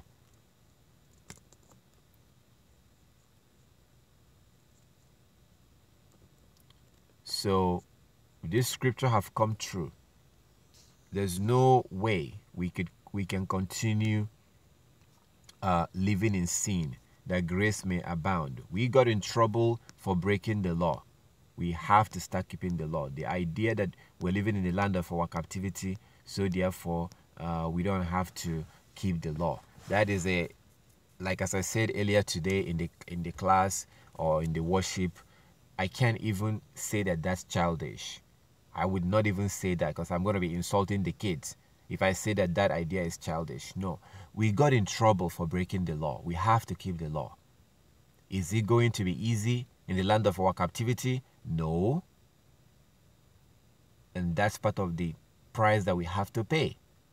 That's the reason why you have to also get away from the Gentiles. As long as you are around the Gentiles, as long as you are around your oppressor, it will not be easy. That's the reason why he says, come out from among them and be separate. Touch nothing unclean. And I will receive you to myself. I will be a father to you, and you will be sons and daughters to me. Our Heavenly Father wants us to get away from these heathens. They will never change. This is how they are made, and they will be destroyed. That's why you have to move and go to a place where you will be able to keep the law.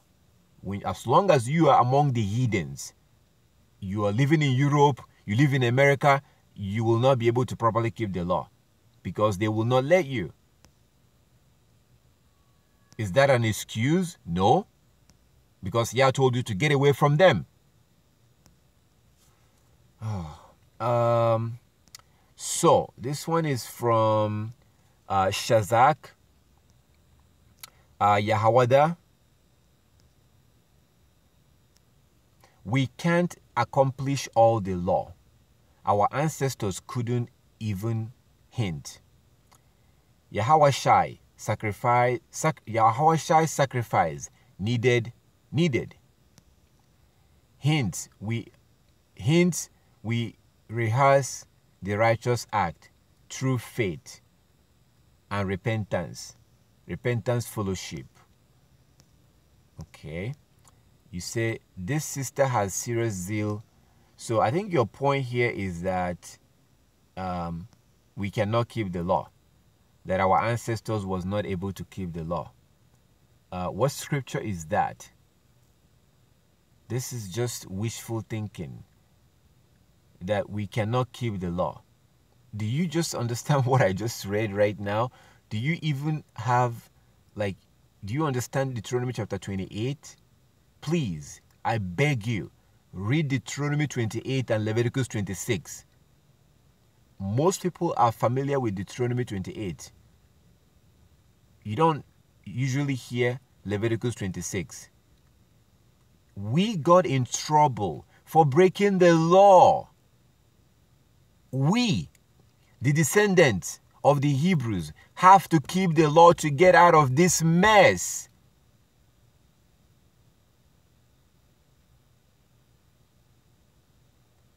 Keeping the law is not difficult. It's not difficult. It depends on where you are.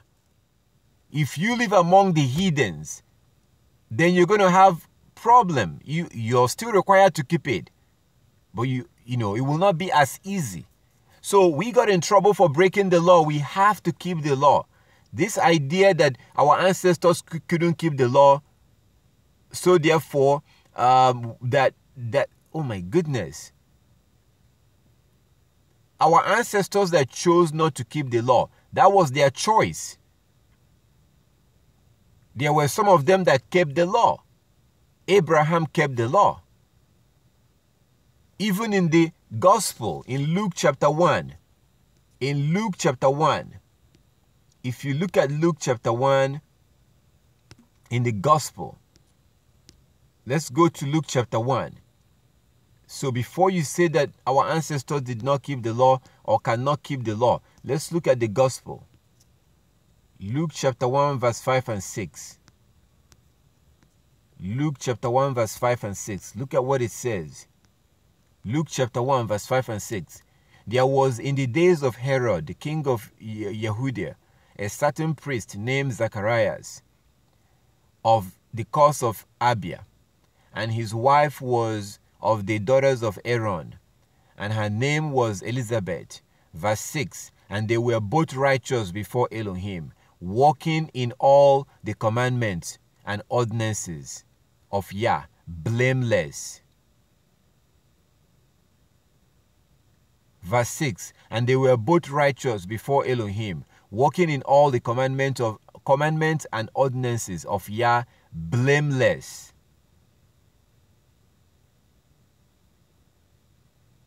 They were walking in all the commandments of the Most High and his ordinances, blameless. How could you say that our ancestors, they couldn't keep the law? Some of them chose not to keep the law. Some of them did. So, according to this verse right here in Luke chapter 1, verse 5 and 6, there were people that kept the law. Yeshua told us in Matthew chapter 5. Matthew chapter 5, verse 48. Matthew 5:48. Let's see what he said. Matthew 5:48. Be ye perfect, even as your Father which is in heaven is perfect. Be ye perfect, even as your Father which is in heaven is perfect. Today people tell you, oh, nobody is perfect. Nobody can keep the law. Nobody is perfect. Nobody can keep the law. Okay. So,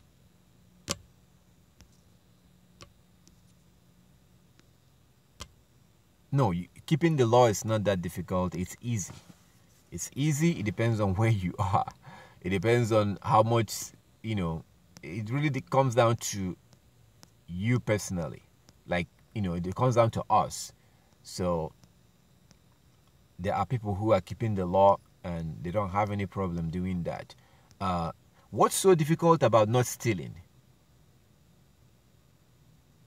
What is so difficult about not stealing? What is so difficult about not lying? What is so difficult about not killing people? What is so difficult about not raping a woman? Are you telling me that these things are difficult to do?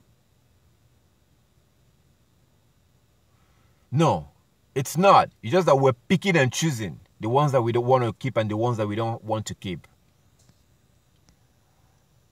Okay, so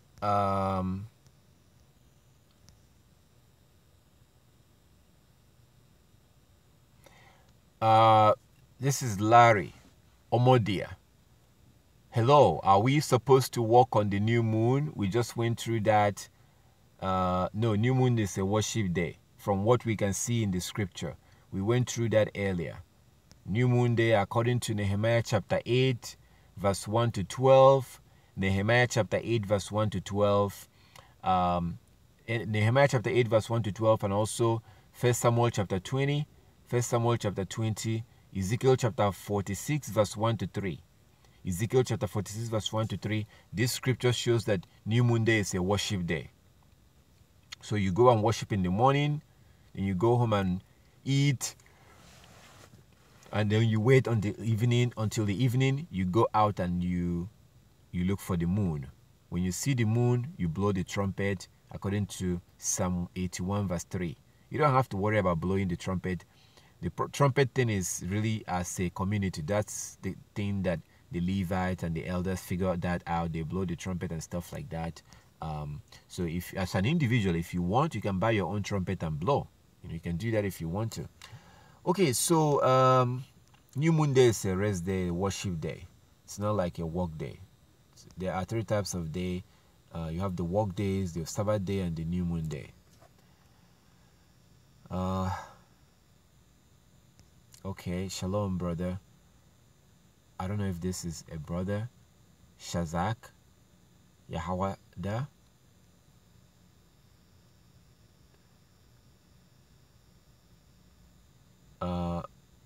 All praises to you. Sister English said that the Most High gives lots of zeal to his children. Praise Yah. Hallelujah. Raymond Roseburg says 2 Maccabees chapter 6 verse 1 to 9. 2 Maccabees chapter 6 verse 1 to 9. 2 Maccabees chapter 6 verse 1 to 9. 2 Maccabees 6 1 to 9. I'm still gonna get to Still need to get to the text messages. I don't know if there's any question in there, but I will get to that. So Second Maccabees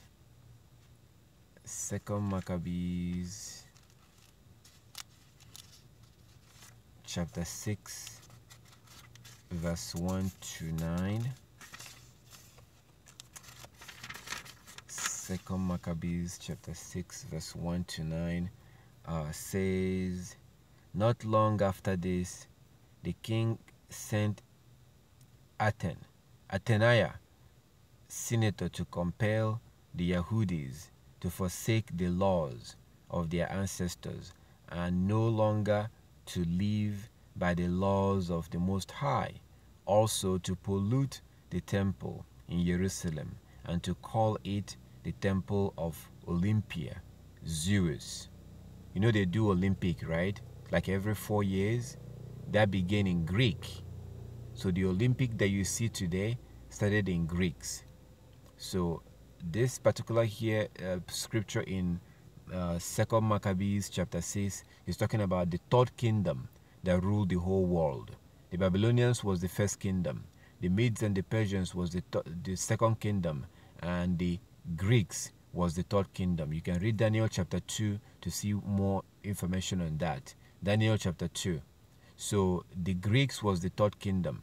Right now, you and I are living under the fourth kingdom. The Roman Empire was the fourth kingdom, and now it has turned into the European Union, or the European also. America is an extension of that. America is an extension of Europe. So we're living under the fourth kingdom. And according to Daniel chapter 2, the fourth kingdom will rule until the second coming of Yeshua HaMashiach, Christ. So you and I are living under the fourth kingdom right now. The Europeans are the fourth kingdom. They are supposed to rule the world before the second coming of Christ. And you can take a look at the world. They are ruling the world. World Bank, World Health Organization, United Nations in New York, all this stuff. They are controlling the world. The Most High put them there to rule the world until the second coming of Christ. And the people of the Most High are now at the bottom. The people of the Most High are now at the bottom while the Gentiles are ruling over them. So 2 Maccabees chapter 6 was talking about the third kingdom, which was the Greeks. And this was what the Greeks did to our ancestors. So it says that in verse 2, also to pollute the temple in Jerusalem and to call it the temple of Olympia, Zeus, and to call the one in Gezerim the temple of Zeus, the friend of strangers, as did the people who lived in the past place, who lived in that place. Verse 3, harsh and utterly grievous was the onslaught of evil. Verse 4, for the temple was filled with debauchery and rivaling by the Gentiles. So the Greeks was doing this. Who are the Gentiles? By the Gentiles who derailed with prostitutes and had intercourse with women within the sacred precinct, and beside brought in things for sacrifice that were unfit, like pigs. Verse 5, the altar was covered with abominable offering that were forbidden by the laws. Verse 6, people could neither keep the Sabbath nor observe the festivals of their ancestors, nor so much as confess themselves as Yehudis. Verse 7, on the monthly celebration of King's birthday, the Yehudis was taken under bitter constraint. So basically, this scripture, when the sister that spoke earlier, that called in earlier, when she was talking, I thought about this. I was thinking about this in Maccabees. I was thinking about this because we have this that showed that the Gentiles was prohibiting the Hebrews from keeping the Sabbath. So, Brother Raymond, thank you very much for that scripture. Larry Omodia says, where is the commandment not to walk on the new moon? I understand not to walk on the Sabbath, but new moon, no walk. Okay, I went through scriptures. I don't know if you were around there. So first, you have Ezekiel. Please write these things down if you can. Okay, and I think I took the sister and we read it. We read that, so you can read it yourself. So first thing is Ezekiel chapter 46, verse 1 to 3. So we have a commandment from the Most High that says that the people of the land must worship on the new moon day and on the Sabbath day. The people of the land are supposed to come in and worship on the new moon day and on the Sabbath day. So that's what we have in Ezekiel chapter 46, verse 1 to 3. So you can write that down. That's your first scripture. Ezekiel chapter 46, verse 1 to 3. Say that the people of the land are supposed to worship on the Sabbath day and on the new moon day. Okay, so that's that. And then we have the book of Nehemiah, chapter 8, verse 1 to 12. Nehemiah chapter 8, verse 1 to 12. Then you see that the people of the land was actually obeying that commandment in Ezekiel chapter 46. Nehemiah chapter 8, verse 1 to 12. They actually gathered on the new moon day and worshipped. And then when they were done, they were told by the Levites to go home and eat, that day is a holy day. So now you come to Psalm chapter 81, verse 3, that says, blow the trumpet on the new moon, on your solemn feast days. Because in the evening, you're supposed to now observe the moon. If you see it, then the next day is your first work day of the week. We also have 1 Samuel chapter 20. In 1 Samuel chapter 20, you see that on that day, on the first new moon day, they sat down and they ate. And Saul did not say anything about David because he thought David was unclean. Then the next day, they sat down again to eat. You also have Amos chapter 8, verse 5. Amos chapter 8, verse 5, where the Most High himself described people who were saying, when will the new moon day be over, and the Sabbath day, that we may sell our corn and falsify our weight?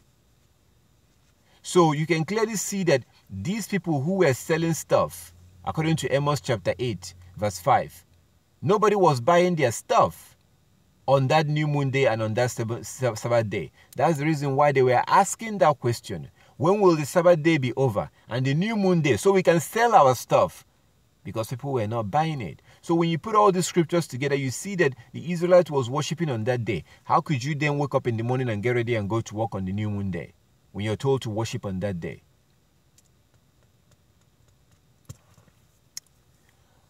Okay.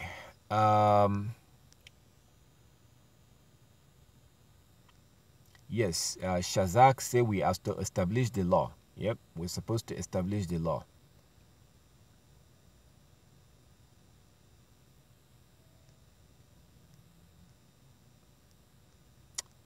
All right.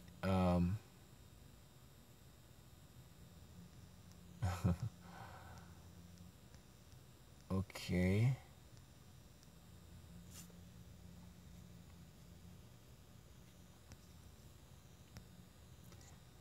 It says, please prove that we are not supposed to walk.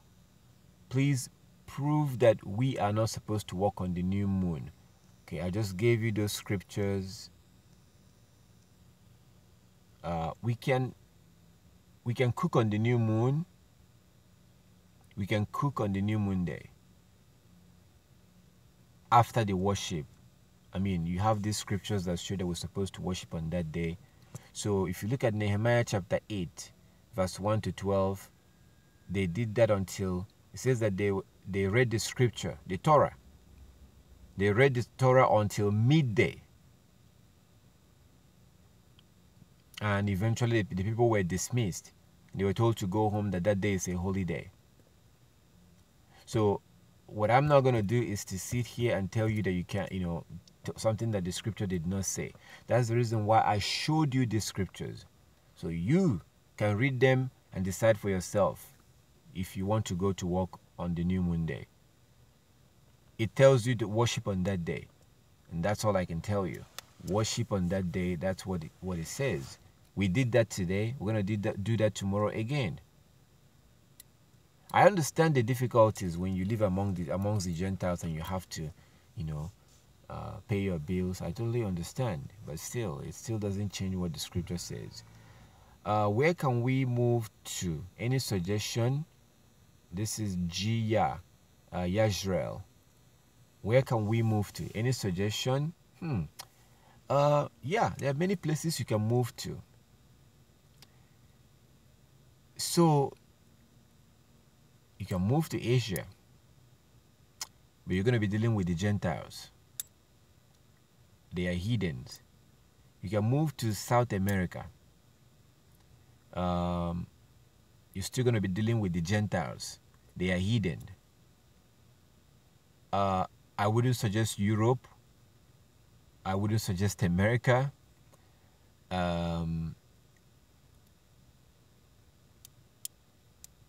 So let me back up a little bit.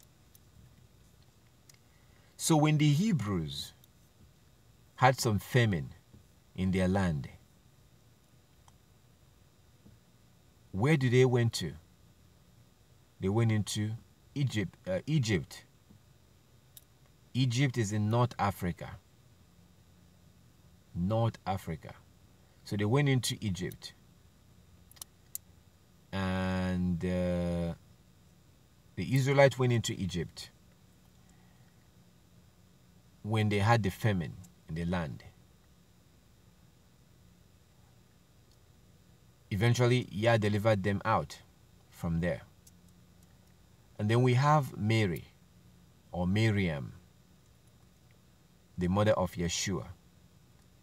When they were having that incident, eventually the angel appeared to her and told her to go into Egypt.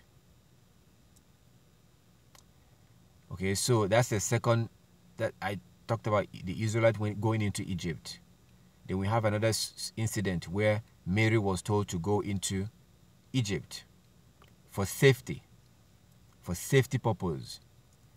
Initially, the Israelites went into Egypt for safety because there was shortage of food. So you have to eat. So they went into Egypt for safety. Mary, the mother of Christ, she was told to go into Egypt for safety. And then you go to Revelation chapter 12.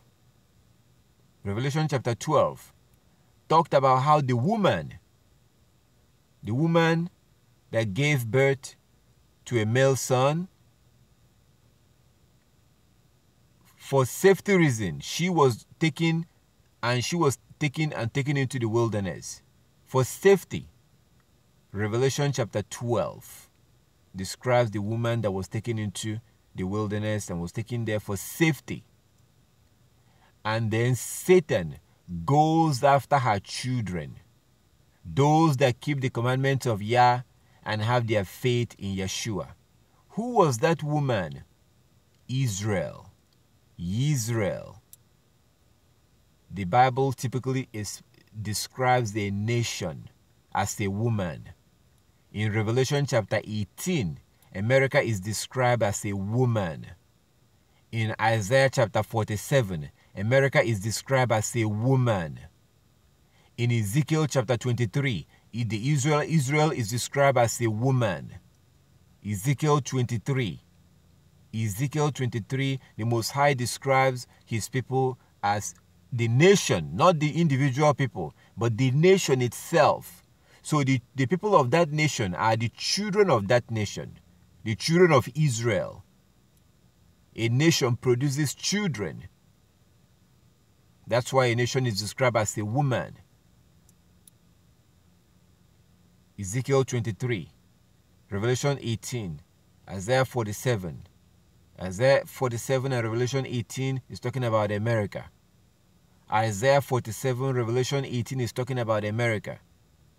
And she's described as a woman. And not a very good woman.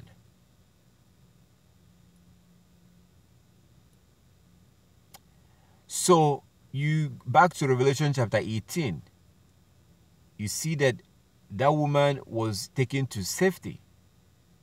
And then Satan goes after her children, those that keep the commandment of Yah and have their faith in Yeshua. But where did she go into for safety? Into the wilderness. And then we come to Luke chapter 21. In Luke chapter 21, Yeshua goes on to tell the Israelites, when you see Jerusalem surrounded, flee. Flee to the mountains. Some translation may say wilderness. To the mountains or wilderness.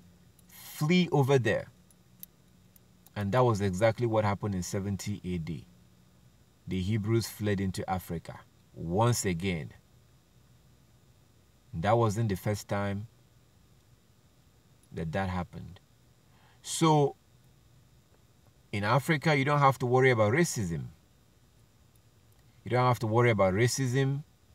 You don't have to worry about poison in your drinking water. You don't have to worry about fluoride in your drinking water and chlorine in your drinking water.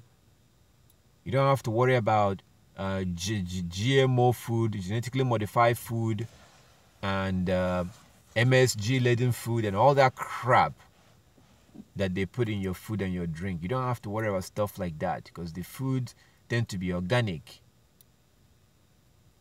So that's a place of safety. That's a place that the Most High wants his people to wait until Yeshua returns. So your best bet is going to be Africa. Like as I said, you can still go to Asia. You can go to Asia. You can go to Latin America. That wouldn't be my first place that I would recommend because those places are you're going among the Gentiles. So there will eventually be a problem between you and them. So Africa is the place that you will simply blend in. You will be able to blend in. You can consider Ghana, the place that they call Ghana today, the place that they call Nigeria today. These are places you can consider. You know, and you can easily survive in those places. In the place known today as Nigeria. In the place known as Nigeria, $20,000 can build you a house, buy you a land, build you a house, and you still have a lot of money left over with $20,000. That can build you a house, buy a land, build a house like 2-bedroom or 3-bedroom house, and get it ready, move in, put a fence, put a gate, and you're still going to have enough money left over to start a business with something like $20,000. So, and you're going to be able to live in your own home because when you buy that land, it belongs to you. You don't pay any yearly taxes, no property taxes. You don't pay stuff like that. So the house belongs to you. And it's much easier to get real food. It's much easier to start up your own business. You know, so that's why because of these scriptures that I gave you, the fact that the Most High wants you to wait in Africa for Yeshua to come back. Going back to Jerusalem, I wouldn't recommend that because the Most High said that He is the one that will put you back in that land. Okay, so that's why Africa will be at the top of the list when it comes to recommendation, because you will easily blend in and you don't have to worry about racism and all that stuff. And it's cheaper to live there. You know, with $20,000 can get you ready, even $15,000, even $10,000 if you know what you're doing, if you know how to stretch it, you know. So my point was all the law. Why did Christ come? Okay, that's a good question. Why did Christ come? I wish we're doing this in the daytime.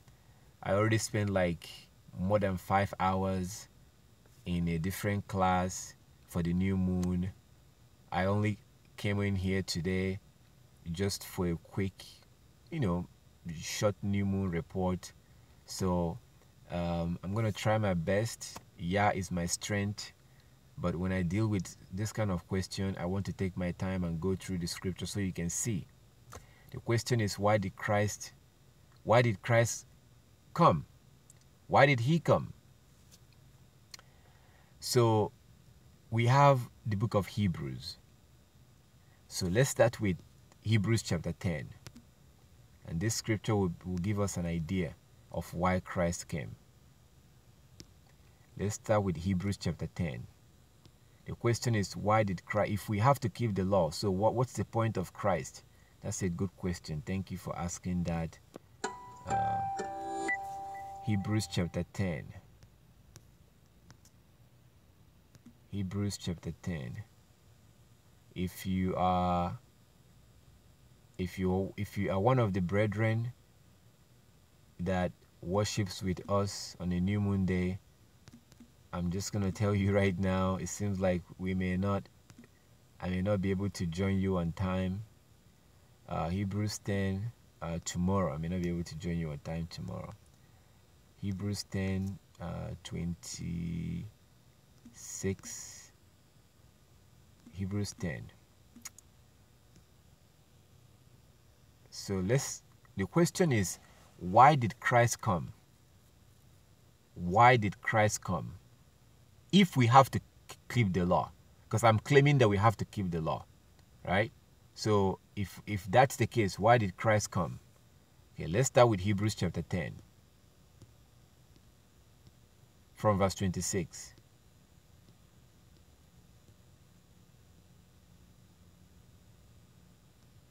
Please pay close attention to this verse or to this scripture. This is the book of Hebrews chapter 10 from verse 26. Dear friends, if we deliberately continue sinning after we have received knowledge of the truth, there is no longer any sacrifice that will cover these sins.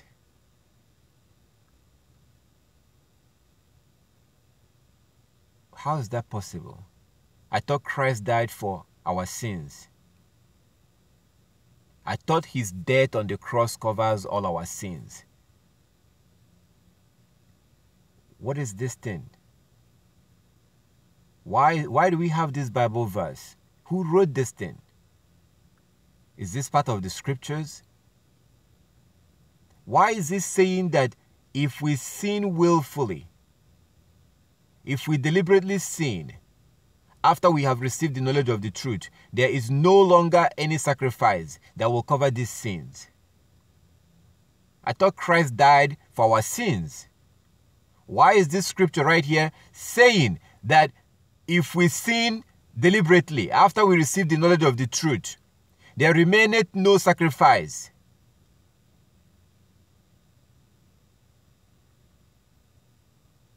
Something is not right, because Christ died for our sins. So there's supposed to be enough sacrifice to cover our sins, right? Why is this Hebrews chapter 10 verse 26 to 31 saying that there remaineth? What's going on? Are you telling us that there's not enough room for the grace? There's not enough room to store the grace of Yah to cover our sins? Why are you telling us that we're running out? We are running out of grace.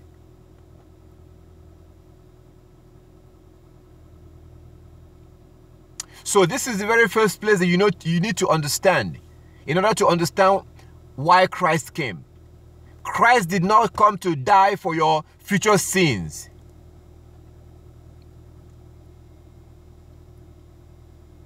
But before we continue, we need to understand what sin is. Because it says, if we deliberately continue sinning, if we deliberately continue sinning after we have received knowledge of the truth, if we continue deliberately sinning. So right now we're going to stop And we need to find out what the Bible tells us sin is. I'm not going to tell you what sin means. We're going to read from the scriptures what sin means, the definition of sin. So we're going to go to 1 John 3:4. 1 John 3:4. 1 John 3:4.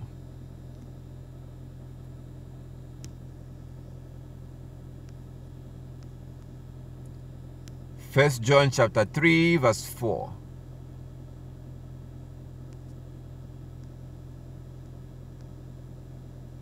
First John 3:4 says that everyone who sins is breaking God's law. For sin is contrary to God's law, to the law of God. Everyone who sins is breaking God's law. For sin is contrary to God's law. Look at verse 5.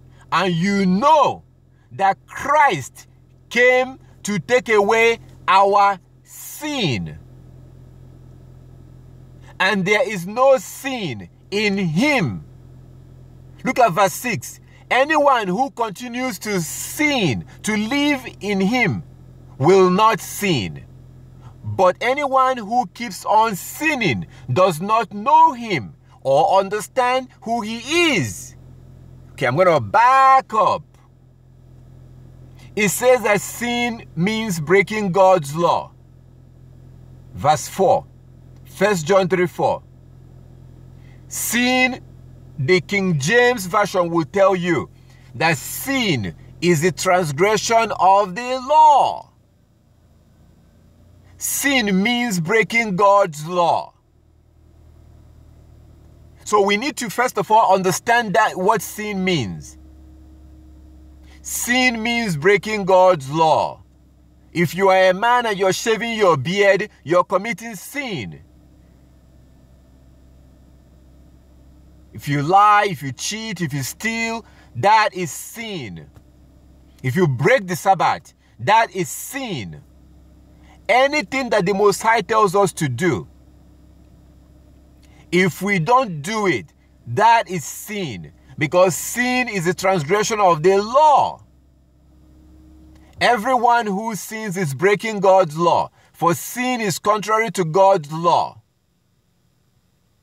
And then verse 5 begins to tell you the reason why Christ came. And you know that Yeshua came to take away our lawlessness. New King James will say that sin means lawlessness. God's lawlessness. So when someone is breaking God's law, that is sin. When someone is sinning, it means that they're breaking God's law. Verse 5, 1 John chapter 3 verse 5, say that Christ came to take away our lawlessness. So before we continue with this, let's go to Matthew chapter 9, verse 13. And Christ will tell us the reason why he came. And we'll come back to this 1 John. Matthew 9.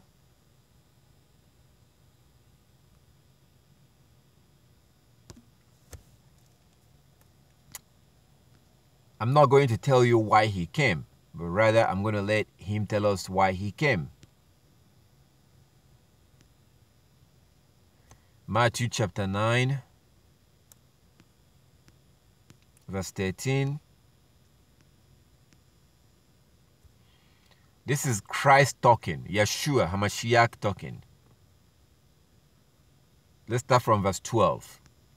But when Yeshua had that, he said unto them, they that be whole need not a physician, but they that are sick. But go ye and learn what that meaneth. I will have mercy and not sacrifice. For I am not come to call the righteous, but sinners to repentance. Christ said that he did not come to call the righteous. Who are the righteous? I showed you Luke chapter 1, verse 5 and 6. Luke chapter 1, verse 5 and 6. Say that Zachariah and Elizabeth was righteous because they kept all of God's commandments blamelessly. That is a righteous person. Keeping God's law is righteousness. A man or a woman that keep God's law is a righteous man or a woman. So Christ said that he did not come for the sake of the righteous. He came to bring sinners to repentance. Who are sinners? 1 John 3:4. A sinner is someone that is breaking God's law. And Christ said that he came to bring them to repentance. Okay. So now we're going to go back to 1 John. 1 John chapter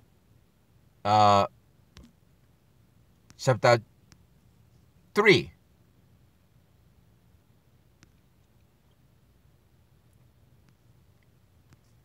First John chapter 3.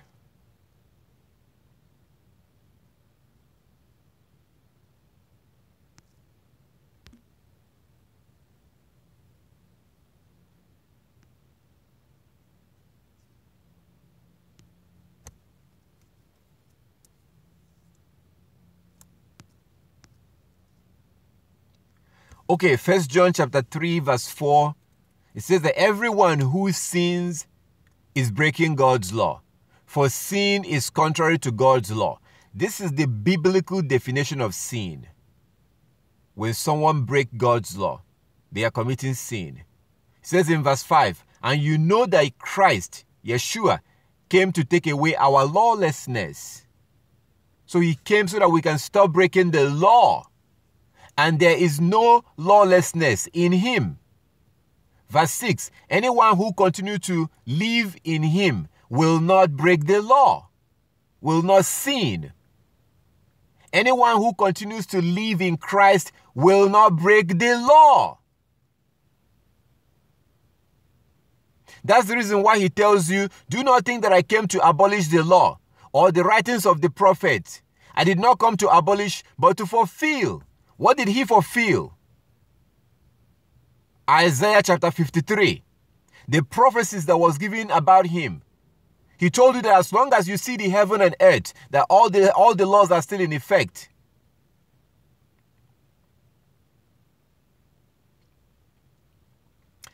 First John chapter 3 verse 6. Anyone who continues to live in him will not sin or break the law. But anyone who keeps on breaking the law does not know him or understand who he is. So if you claim that you know Christ, you claim that you know God, but you're not wearing your fringes, you're shaving your beard, you are a woman and you're still wearing trousers or pants, you're fooling yourself. You are a fool. Keep on fooling yourself. You think you're smart.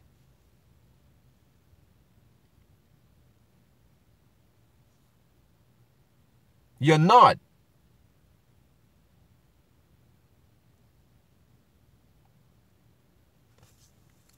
It's a foolish thing to break the law because the Most High will punish those that refuse to keep the law. Let's go to Isaiah chapter 24 before we go back to the book of Hebrews. That particular Hebrews chapter 10 speaks for itself.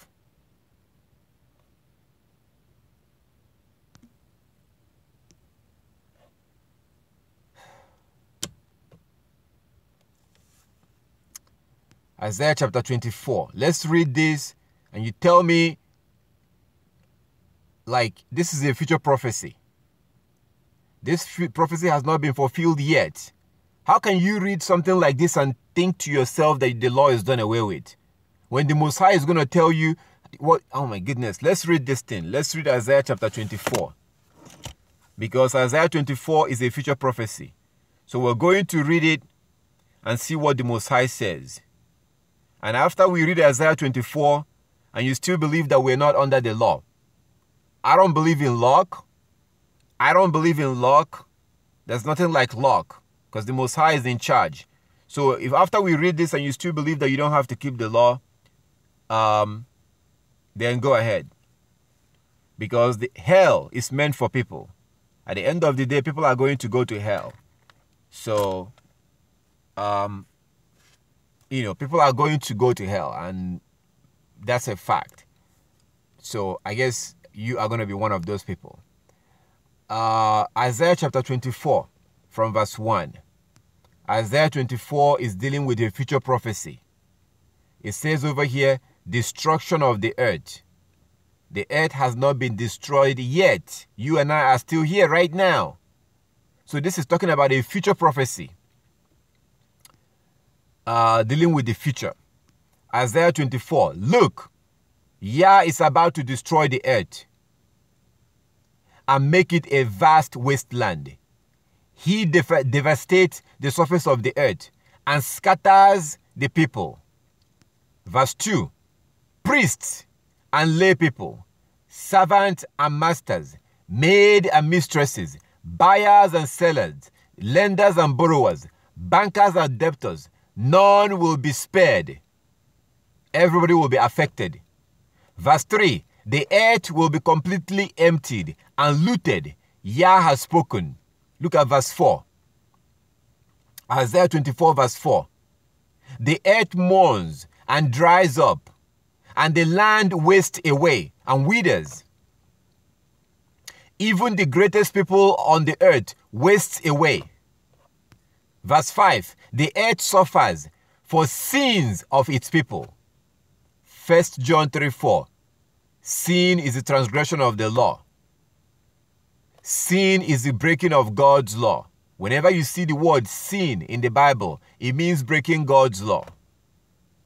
So it says in verse 5, Isaiah chapter 24 verse 5, that the earth suffers because of the sins of its people. For they have twisted God's instructions, violated his laws, and broken his everlasting covenant.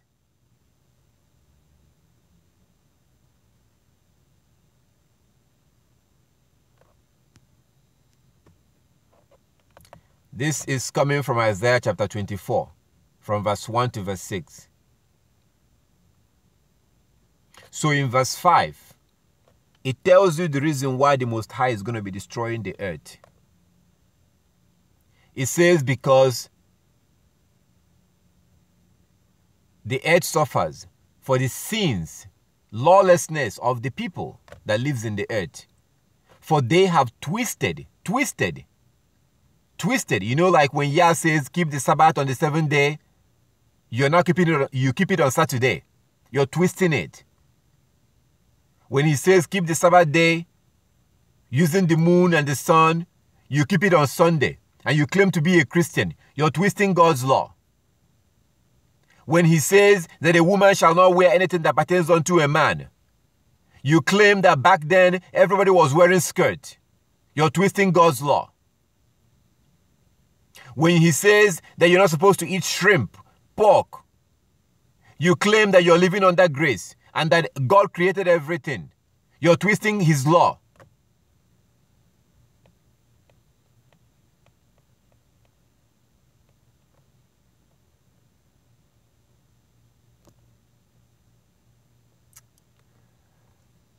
The Most High have told us the reason why he's going to be destroying the earth. Isaiah 24 from verse 5. The earth suffers for the sins of its people, for they have twisted God's instructions, violated his laws, and broken his everlasting covenant. For more information on that everlasting covenant, go and read Exodus chapter 31 verse 12 to 18. Exodus 31 12 to 18 talks about the Sabbath. The Most High said that the Sabbath is a sign of his covenant. Today we are twisting his laws. If I sit here today and tell you that tomorrow being a new moon day, you could go to work in the morning, I'm going to be twisting his law. And I don't think there's any amount of money you could pay me that will make me to sit here and twist his, knowing what he said here. Look at this. Knowing what he said here, how can I twist his commandment? Okay, so it says in verse 6, therefore a curse consumes the earth. Its people must pay the price for their sins. Their lawlessness, our lawlessness, we must pay the price for breaking God's law. Therefore, curse consumes the earth. Its people must pay the price for their lawlessness, their sins, for they are destroyed by fire, and only a few are left alive. This is future prophecy. So you may be hearing about Russia and nuclear bomb, Iran and nuclear bomb, North Korea and nuclear bomb. Very soon, those bombs will begin to go off. Very soon, those bombs will begin to go off. The Most High will cause these nations to begin to fight amongst each other. The prophecy against America in Revelation chapter 18 must be fulfilled. The Most High is not a liar.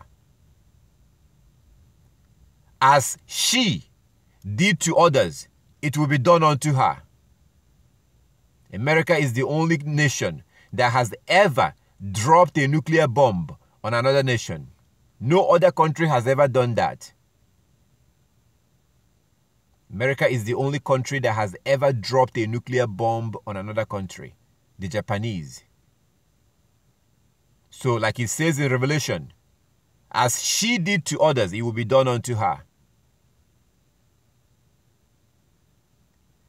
To you right now, it's going to sound like a fairy tale.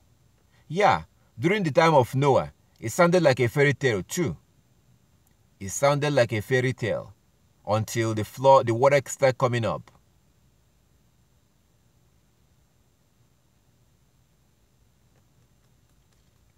So verse 6, Isaiah 24 verse 6, therefore a curse consumes the earth. Its people must pay the price for their sin.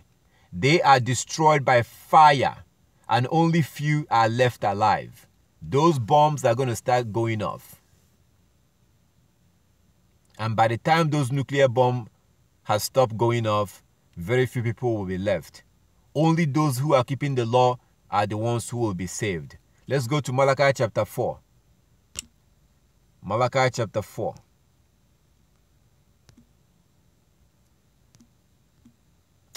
I hope you don't forget about the fire you read about in Isaiah 24. You read about fire that will be burning people.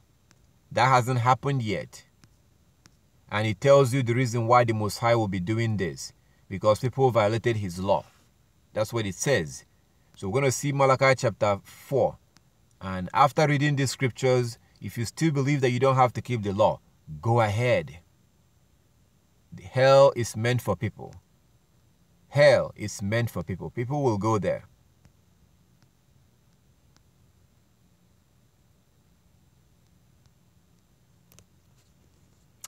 Malachi chapter 4 from verse 1.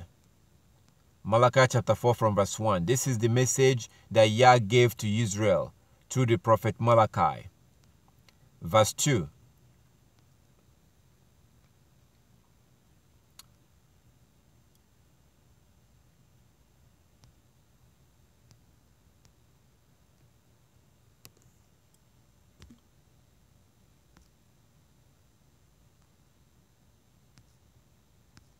Okay, I'm going to do that again. Malachi chapter 4. Let's do this again. Okay. This is the correct one. Malachi chapter 4. It says, Yah of heaven's armies says, the day of judgment is coming, burning like a furnace. The day of judgment is coming. What I'm showing you here are future prophecies that hasn't happened yet. So it says in verse 1, the Lord or Yah of heaven's army says, the day of judgment is coming, burning like a furnace. On that day, the arrogant and the wicked will be burned up like straw. You see the word burned. Remember Isaiah 24? People are going to be burned up. The wicked will be burned up like straw. They will be consumed, root, branch, and all. Verse 2, but for you who fear my name, the Son of Righteousness will arise with healing in his wings, and you will go free, leaping with joy, like calves let out to pasture. Verse 3, on the day when I act, you will tread upon the wicked, as if they were dust under your feet, says Yah of heaven's armies. Now look at verse 4. The Most High just finished telling you that he's going to be destroying the world with fire. People are going to be burned up. And then he says in verse 4, remember to obey the law of Moses, my servant, all the decrees and regulations I gave him on Mount Sinai for all Israel. How is this possible? How can a future prophecy be telling you to keep the law of Moses? Okay, I'm going to go to Luke chapter 16. Luke chapter 16. Luke chapter 16.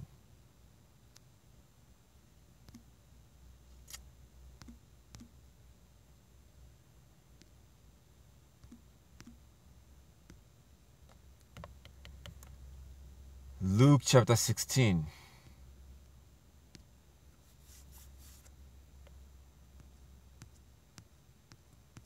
From verse 19. Luke chapter 16 from verse 19.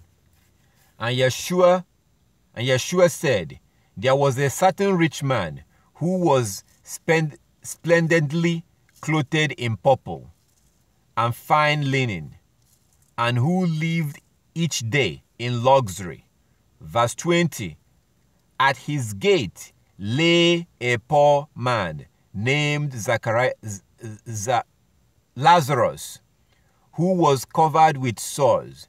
Verse 21. As Lazarus lay there, longing for scraps from the rich man's table, the dogs will come and lick his open sores. Finally, Luke chapter 16 verse 22. Finally, the poor man died and was carried by the angels to sit beside Abraham at the heavenly banquet. The rich man also died and was buried, and he went to the place of the dead. There in torment, he saw Abraham in the far distance with Lazarus at his table. Verse 24. The rich man shouted, Father Abraham, have some pity. Send Lazarus over here to dip the tip of his finger in water and cool my tongue. I am in anguish in these flames. Verse 25. But Abraham said to him, Son, remember that during your lifetime you had everything you wanted.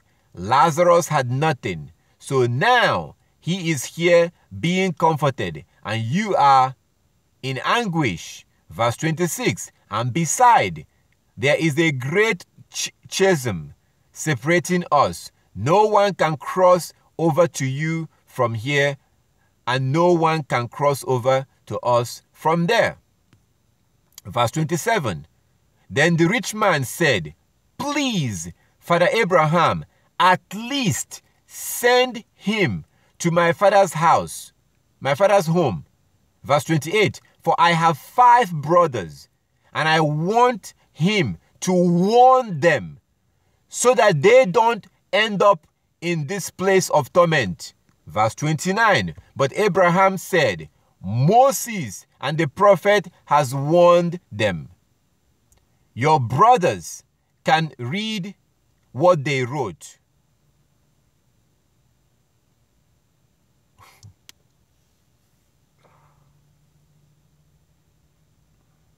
So this is one of the places that you will not hear in churches today. They don't read this. They do not read this in churches. So what is Abraham telling this rich man? If your brother wants to avoid that hell where you are, they need to listen to what Moses wrote. Am I crazy here or something? Is this what Abraham is saying? Verse 29, but Abraham said, Moses and the prophet have warned them. Your brothers can read what they wrote, meaning if they don't want to come there. Let's read verse 27 again. Then the rich man said, please, Father Abraham, at least send him to my father's home, for I have 5 brothers, and I want him to warn them so they don't end up in this place of torment.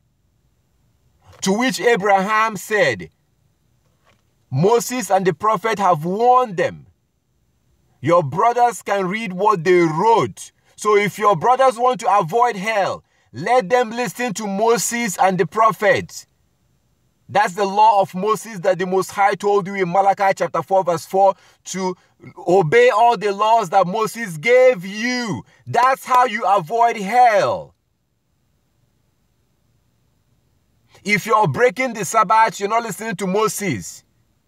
If you're eating pork, you're not listening to Moses. If you're shaving your beard, you're not listening to Moses. If you're not wearing your fringes, you're not listening to Moses. If you're a woman and you're wearing trousers and pants, you're not listening to Moses. And you cannot avoid that hellfire.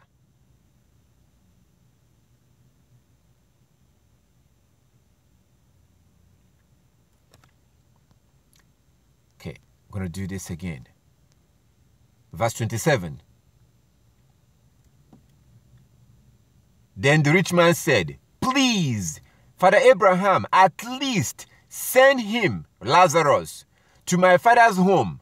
Verse 28. For I have 5 brothers, and I want him to warn them, so they don't end up in this place of torment.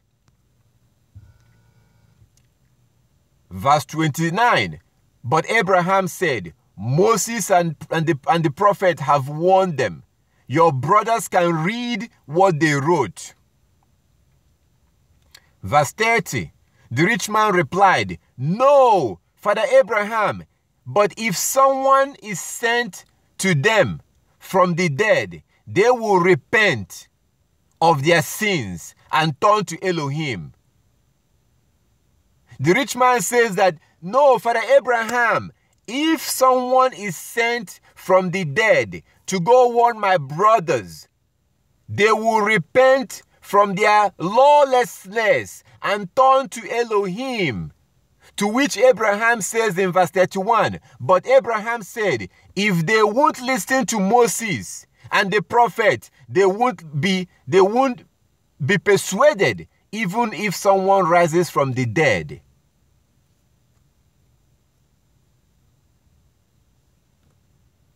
That's Luke chapter 16 from verse 19. Anyone that refuses to keep the law is a fool on their way to hell. You cannot look at all these scriptures and say that we don't have to keep the law.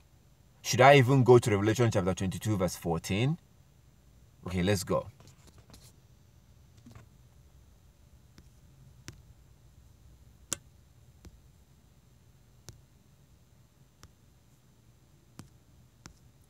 Here is your requirement into the kingdom. But a lot of these liars, a lot of my brothers and sisters, filthy liars who claim to believe in Christ, and yet you disregard his words. This is what Christ said. How do you look at this and claim that you don't have to keep the law? Look at verse 14. Revelation 22:14. Blessed are those that do his commandment, that they may have right to the tree of life and may enter through enter in through the gates into the city. This is the new city that the Most High will create, the new kingdom, the new heaven and the new earth. Christ tells you that those who are keeping the commandments, they are the ones who will be allowed to eat from the tree of life. That was the same tree of life that Adam and Eve was kicked out. The same tree of life that Adam and Eve was not allowed to eat from. Because if you eat from that tree of life, you will live forever. Here Christ is telling you that those that keep the commandments, they are the ones who will be allowed to eat from that tree of life. Paul the apostle. Paul. So you are going to tell me that Paul said this, Paul said that, blah, blah, blah, blah, blah. Yeah, let's see what Paul says about how to get into the kingdom. Let's start from Romans chapter 2. So the entire chapter of Romans chapter 2 is talking about the judgment day. Look at verse 2. But we are sure that the judgment of Elohim is according to the truth against them which commit such things. The entire chapter of Romans chapter 2 is talking about the judgment day. Look at what Paul says in verse 13. Romans 2:13. For not the hearers of the law are just before Elohim, but the doers of the law shall be justified. It did not say that the doers of the law are justified. No, the doers of the law shall be justified. Because the whole chapter is talking about the judgment day. The whole chapter of this book is talking about the judgment day. The whole chapter of Romans chapter 2. And Paul tells you that the people who will be justified on the judgment day are those who are doing the law. Those who are keeping the law, they are the ones who will be justified.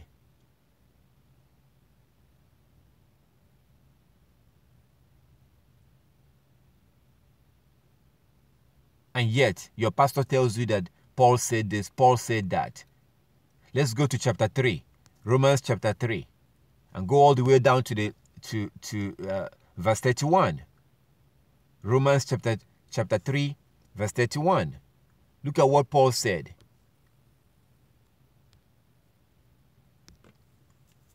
Romans chapter 3, verse 31. Do we make void the law through faith? God forbid. Yea, we establish the law. Do we make void the law through faith? No.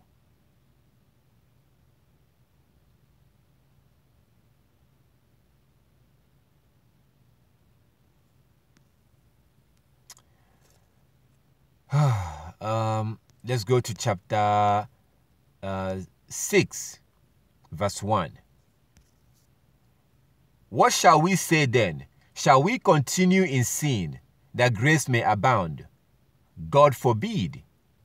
How shall we that are dead to sin live any longer in them? Live any longer in the sin?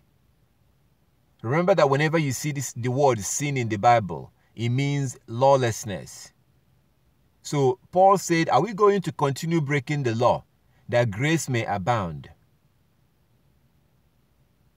He says, God forbid. How can we who are dead to lawlessness, because we accepted Christ, so we're dead to lawlessness because Christ came to end lawlessness. Okay, let's go to the next chapter, Romans chapter 7, verse 1. For know ye not, brethren, for I speak to them that know the law, how that the law had dominion over a man, as long as he liveth. So according to Paul, the law has dominion over a man, as long as he liveth. The law has dominion over a man as long as he liveth. The law has dominion over a man as long as he liveth. I will never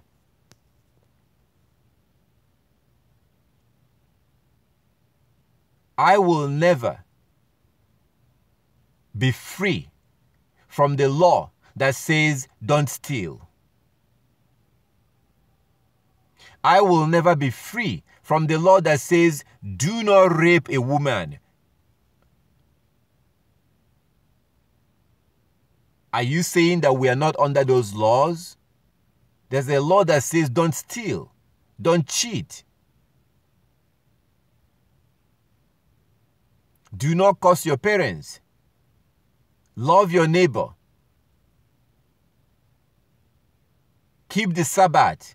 Wear your fringes.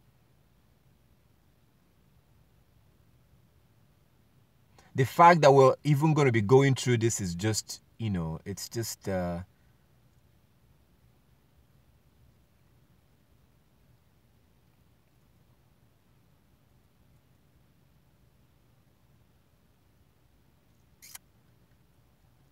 So,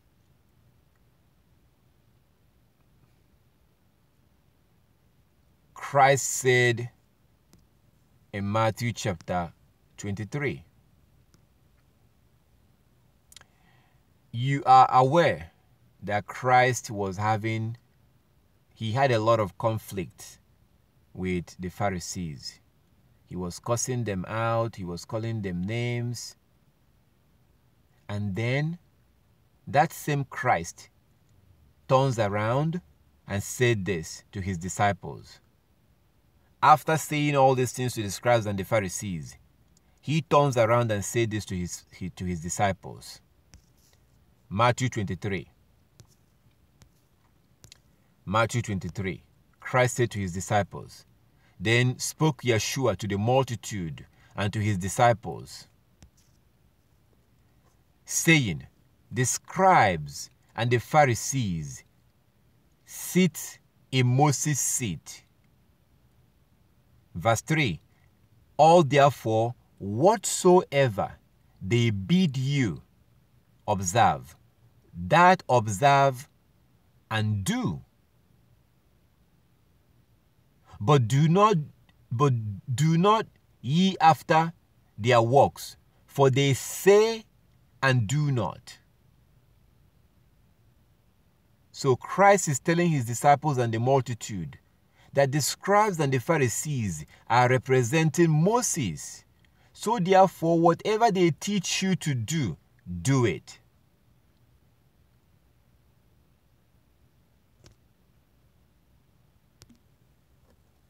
This is after saying all those things against the Pharisees. So he tells you that the Pharisees and the scribes are teaching the law of Moses. The scribes and the Pharisees sit on Moses' seat. Therefore, whatever they tell you to do, do it.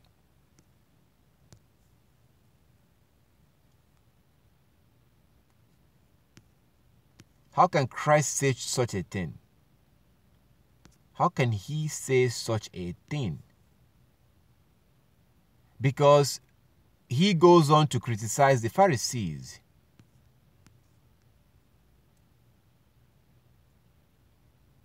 I'm pulling this up in a different translation. I just read from King James earlier. I read from King James. Now I'm reading from New Living Translation. It says in verse 23, or chapter 23,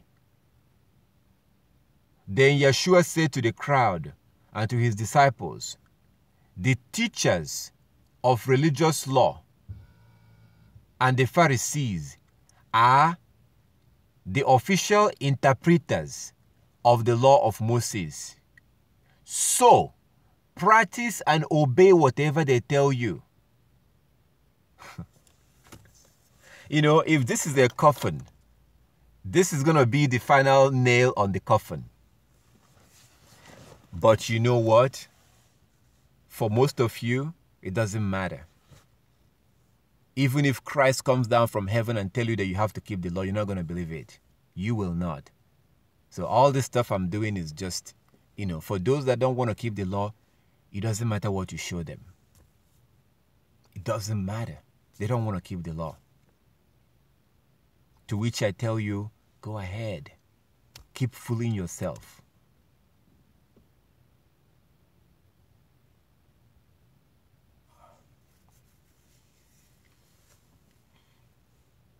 Take a very good look at Matthew chapter 23. I'm reading from New Living Translation. This translation was translated by Christians.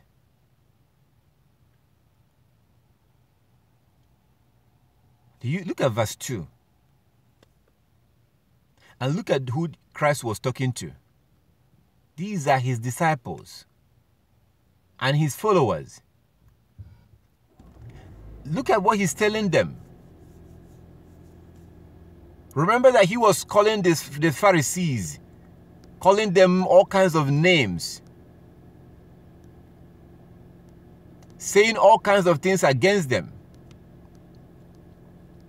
And yet, look at verse 27. What sorrow awaits you, teachers of religious law, and you Pharisees, hypocrites, for you are like whitewashed tombs, beautiful on the outside, but filled with, on the inside, with dead people's bones and all sorts of impurity. Outwardly, you look like righteous people, but inwardly, your heart are filled with hypocrisy and lawlessness. Because they were teaching the law, but they were not following the law. They were teaching the law of Moses. They were the custodian of the law. They were teaching it, but they were not following it. And yet, Christ told his followers to listen to them.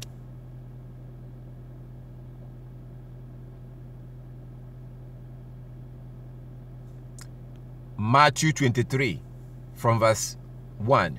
Then Yeshua said to the crowd and to his disciples, the teachers of religious law and the Pharisees are the official interpreters of the law of Moses. Christ is telling his people, the Pharisees are the official interpreters. Verse 3, so practice and obey whatever they tell you. But don't follow their example, for they don't practice what they teach.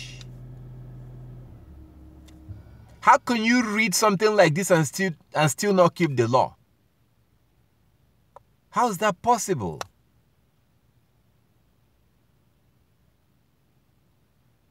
Do you not believe that this is the word of Christ?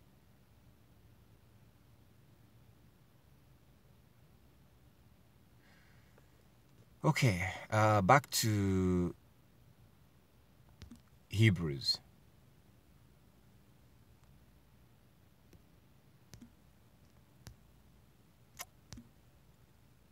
Back to Hebrews chapter 10.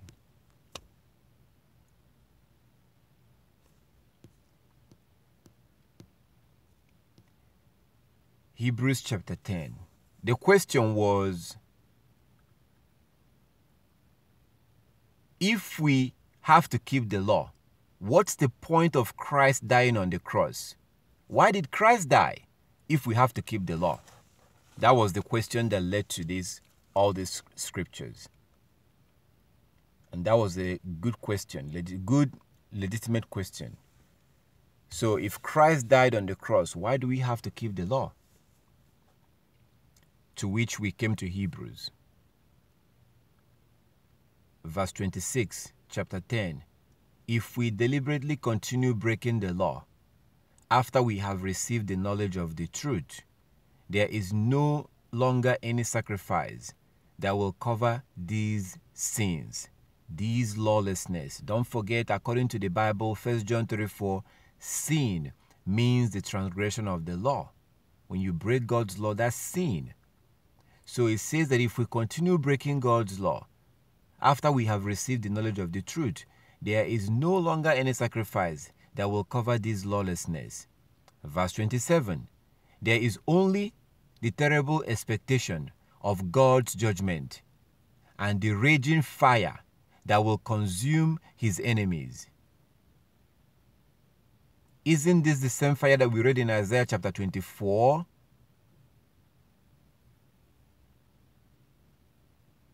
That will come upon those that twisted God's laws and broke his law, twisted his instruction and broke his laws. Verse 28, for anyone who refused to obey the law of Moses was put to death without mercy on the testimony of 2 or 3 witnesses.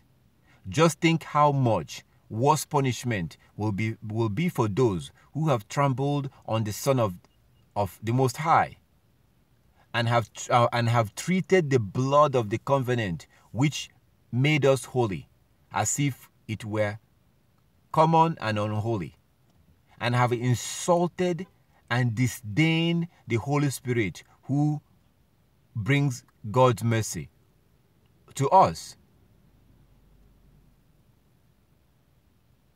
For we know the one who said, I will take vengeance, I will take revenge, I will pay them back.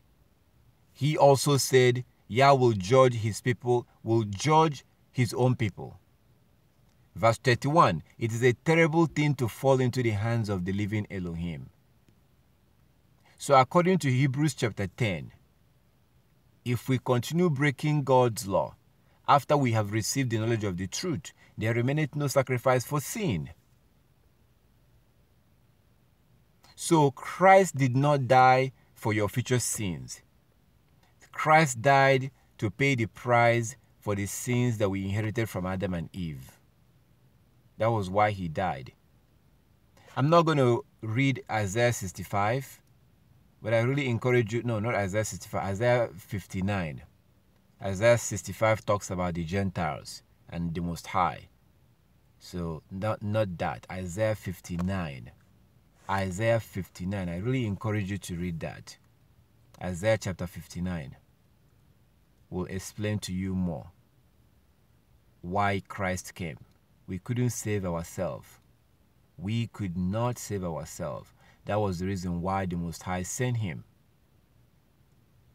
to pay that price. Because you and I are the descendants of Adam and Eve. And because of the sins that Adam and Eve committed, you and I inherited their lawlessness, their punishment. We inherited that. So this is the reason why Christ told his disciples and the multitude, the scribes and the Pharisees are teaching the law of Moses. Therefore, whatever they teach you to do from the law of Moses, do it. The scribes was teaching the law of Moses. Today, you have the law of Moses. You have the book of Leviticus. You have the book of Deuteronomy, the book of Exodus. It was that law of Moses that said that men are supposed to have beard. You cannot destroy the edges of your beard. That's part of the law of Moses. We also saw in Malachi chapter 4 verse 4, where the Most High told us to follow the law of Moses. Malachi 4:4.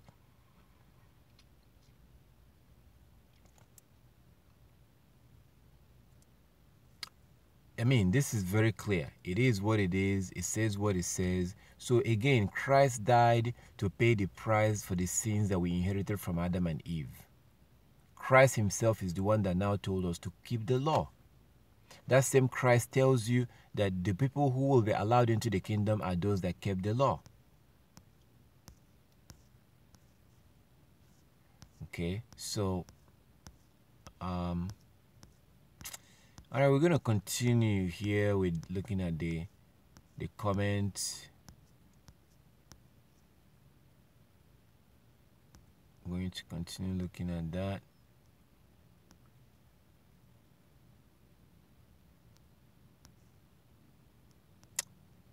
Okay, you say, where is the commandment not to walk on the new moon day?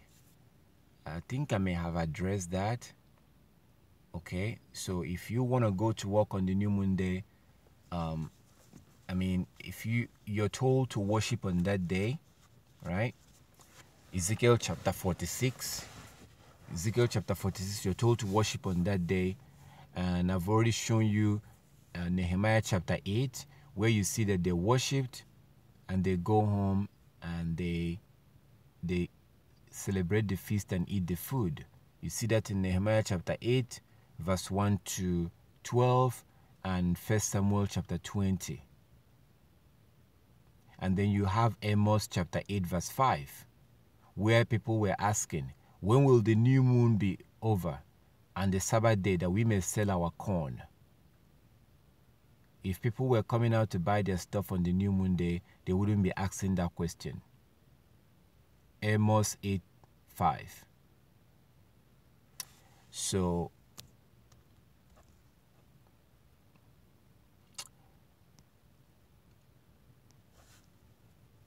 this is where did our ancestors sacrifice? They sacrificed at the temple. Sacrifice at the temple, and it depends on what kind of sacrifice, because there are different types of sacrifices. So it's usually handled by the priests, because there's a way you're supposed to handle it. All right. Is it a sin to walk on the new moon day? Okay. Shalom, my brother. Isaiah 43. Yah is our only Savior. Okay. Thank you for the compliment. All praises to Yah. In Jeremiah, the people wanted to go to Egypt to avoid Babylonian, but Jeremiah said no. Serve the Babylonians. This is our punishment. Do you agree?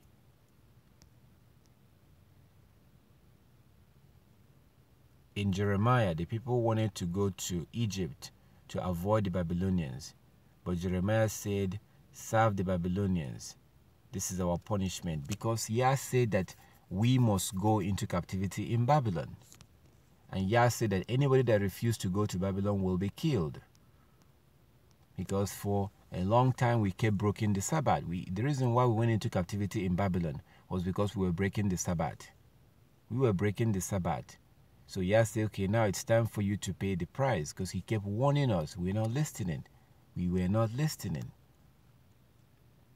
After what our people went through in Egypt, I would rather not go into Egypt.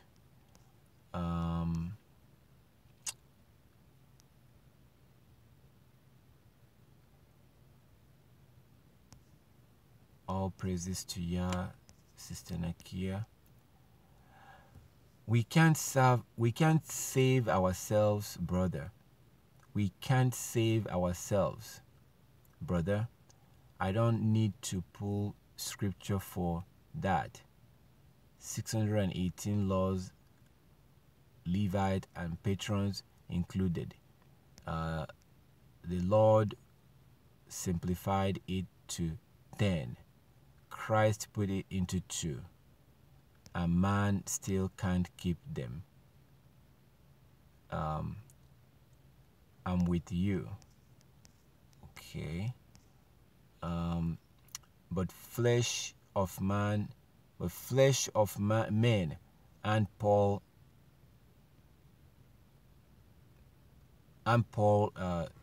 Cephas know that the book of Romans remain was a Pharisee of the Pharisee. All right, so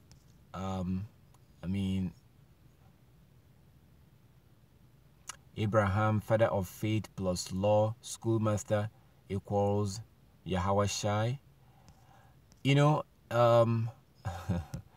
If you believe that you don't have to keep the law, what can I say? I think I'm going to end this area by what Yeshua said in the Revelation chapter 22. Revelation chapter 22, what he said there, he said it best. So I don't want to misquote him. So let's go to Revelation chapter 22. And this is something he said to people who may not want to keep the law. So Revelation chapter 22, Yeshua said this. He that is unjust, verse 11, Revelation 22 verse 11, he that is unjust, let him be unjust still. And he which is filthy, let him be filthy still. And he that is righteous, let him be righteous still. And he that is holy, let him be holy still. Verse 12, and behold, I come quickly, and my reward is with me to give every man according to his work, according to as his work shall be. Verse 13, I am the Alpha and the Omega, the beginning and the end, the first and the last. Blessed are those that do his commandment, that they may have right to the tree of life, and may enter in through the gates into the city. Like as I said before, listen, I've been doing this for a while, okay? There are people that have made up their mind that they will not keep the law. You can literally send down an angel from heaven. They will still not keep the law. Because the truth of the matter, here's the thing, and this is the truth. There are people who are destined for hellfire. There are Hebrew Israelites who will go to hell. So there are people who are simply existing here. These people are like props. There are people who are like props. You see, the Most High wanted to punish his people, and he had to use people to do it. Those people that he's supposed to use to punish his people are like props. They are nothing. 2nd Esdras, chapter 6, from verse 54. 2nd Esdras, chapter 6, from verse 54. Isaiah, chapter 40, verse 17. These people are worthless. These people are nothing. So they are destined for destruction. So you can never convince them. You can show them all the scripture you want, you're wasting your time. Look at the sons of Eli. When the sons of Eli was having sex with women in the temple, they were very corrupt. The Most High hardened their heart. Their father was pleading with them to repent. The scripture says in the book of Samuel that Yah hardened their heart not to listen and repent, because the Most High have determined to destroy them. Because he has determined to destroy them, he hardened their heart. You can talk all you want. They will never listen to you. There's nothing you can do to get them to keep the law, which if they keep that law, they will be saved. Same thing with Christians. Christians are under a strong delusion. 2 Thessalonians chapter 2. 2 Thessalonians chapter 2. 2 Thessalonians chapter 2 shows that Christians are under a strong delusion. Christianity is what you see being described in 2 Thessalonians chapter 2. These people are under a strong delusion. You talk to a Christian, they tell you, oh, we don't have to keep the law. We don't have to keep the law. And then you ask them, is it okay to steal? They say no. Is it okay to rape? No. But wait, I thought you say we don't have to keep the law. Well, some laws, we can keep some laws. These people are under a strong delusion. And I really want this to be a lesson for some of you, so that you realize that some of your relatives are destined for destruction. Some of my relatives are destined for destruction. And those people who have been destined for destruction, they will never keep the law. You can talk all you want. You can show them all the scripture. It's very clear. From Isaiah 24 to Malachi chapter 4, to Matthew chapter 23, to the book of Hebrews. Look at all the scriptures. Keep saying the same thing pretty much. But these people will never accept it. They will continue to come up with all these delusional argument. When the Most High is telling you, showing you in a future prophecy that he's going to be killing people because they refuse to keep the law. People will read that and they will still tell you, oh, we're not under the law. We're under faith. We're blah. Okay, I'm done. Okay, let's close this part because of what I just explained. Okay, let's see. I'm going to go ahead and look at the comments that came in on the text messages. See if there's anything that I have to respond to here. Let's start with WhatsApp. I had some stuff coming in from WhatsApp. So let's see.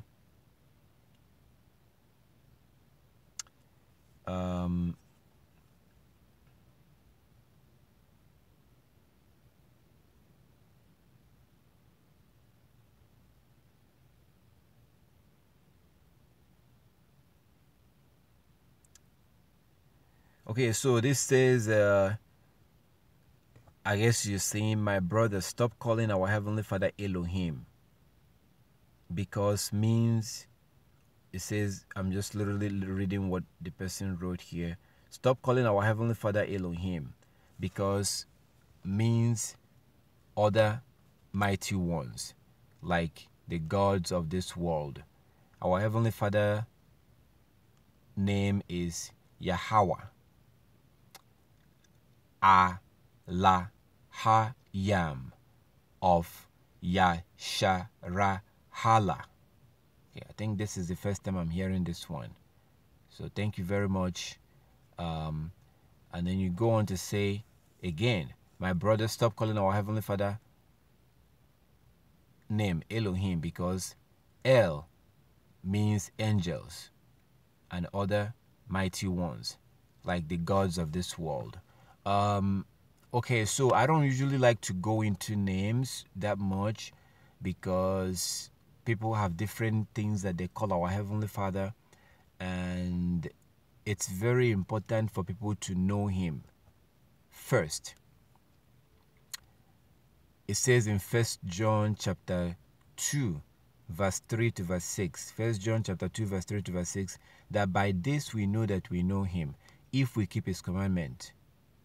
So there are people who are going to know his name, calling on his name, but they're still not going to make it. Matthew chapter 7, verse 21 to 23. Matthew 7, 21 to 23. There are people that will know the Most High, but they will still not make it into the kingdom. They will know his name.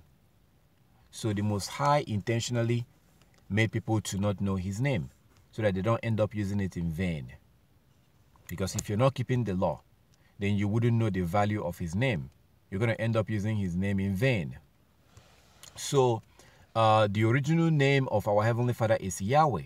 That's the full pronunciation of that YHWH. YHWH. That's where we get the short form Yah, Hallelujah, Isaiah, Jeremiah, Hezekiah, Hosea, 2 Chronicles chapter 7 verse 14. 2 Chronicles 7:14, if my people who are called by my name will humble themselves and pray and repent, I will hear from heaven and heal their land. So I don't really like to get into names that much. I rather choose to focus on getting people to know him before they know his name. Because if they know his name but they don't know him, it doesn't do them any good. Elohim is just a title. Elohim is a title. Elohim is not the name of our Heavenly Father. Is it wrong to call him a Elohim? No. It's just a title. There are other titles that he has. There are other names that he has. Other titles. These are titles. But he has a name, which is Yahweh. Or you can say Yah, Hallelujah. That's what they say in heaven, according to the book of Revelation. So, but he also has names like title. So you either call him his name or you call the title like Elohim. So when you see the word G-O-D, God, they replaced Elohim with that. They took out Elohim and they put G-O-D, God. Elohim simply means they're God. So it's a title. I do understand your concern, and your concern is noted. Okay, so let's go to the next one.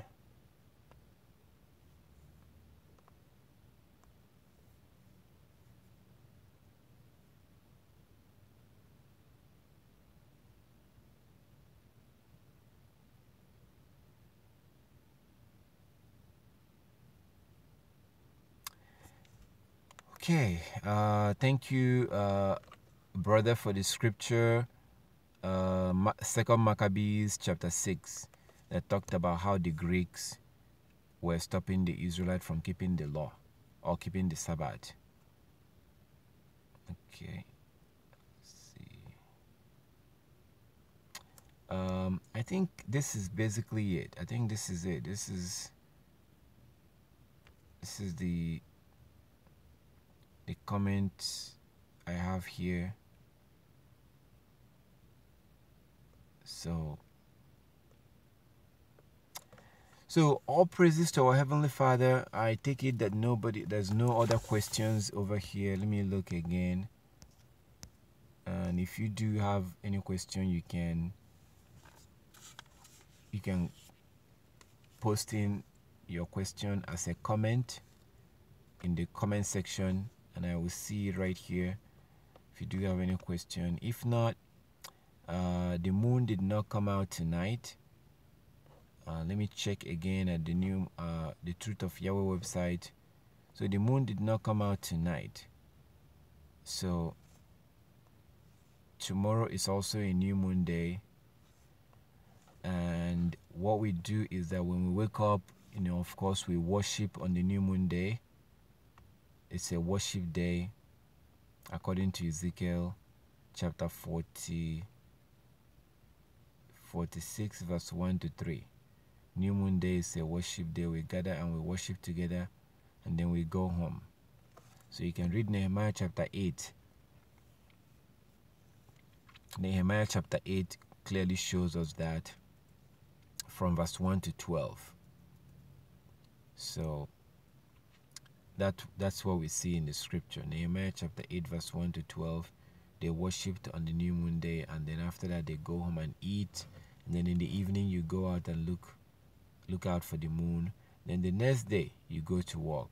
If you see the first crescent tonight, the next day will be the first work day of the week. If you don't see the first crescent, then that means you're going to have a 2 days new moon day, like we're having this right now. Yes, today was a new moon day, tomorrow is a new moon day also. So I did not see anything here from the Truth of Yahweh. I don't see any report that shows that the moon came out this past night. Nothing. Let me check at the one more website.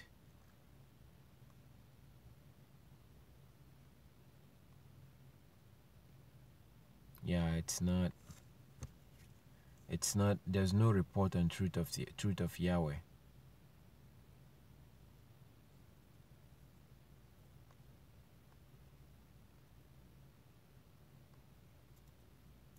There is no report from what I'm looking at here, and this is what I'm looking at. People will usually report if they saw the moon or not. There's nothing available right now. So I'm going to check on another website to see if they saw the moon or not.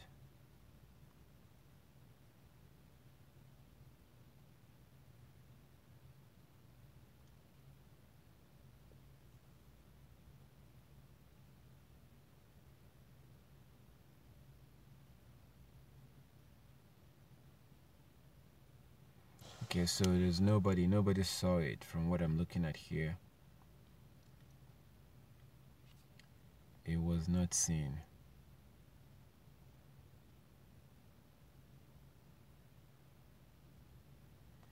Yeah, it's not. It wasn't seen. Let me check one more website.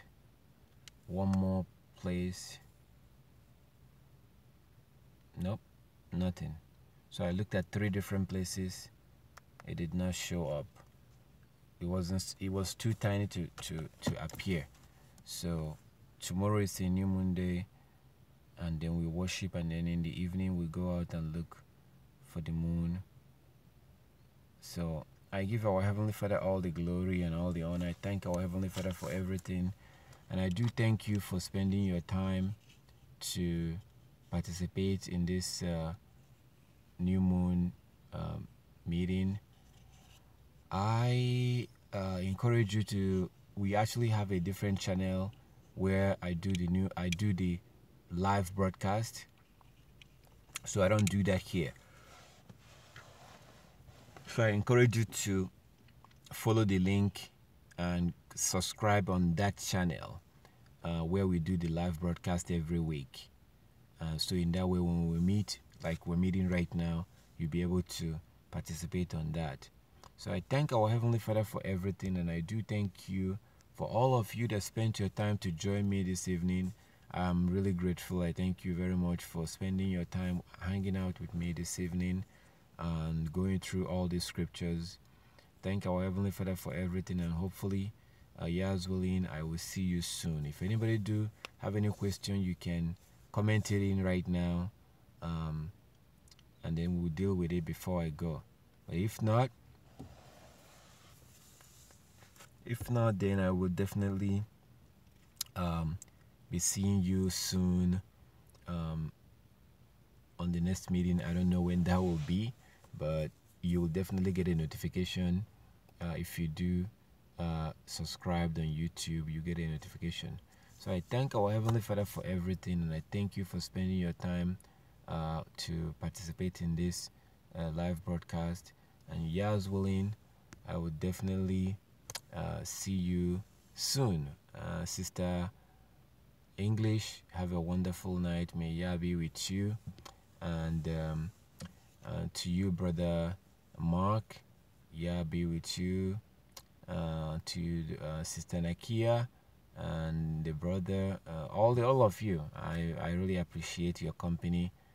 Have a wonderful rest of your night. I know it's late in pretty much everywhere right now. Most places it's very late right now. So thank you for staying up, and Yah's willing, I will see you soon on the next live broadcast. But until then, be strong, stay strong in this law. We have to keep this law. If you look at Revelation chapter 12, Revelation chapter 12, you see that Satan will go after the children of the woman. Those that keep the commandment and have their faith in Yeshua, Satan will go after them.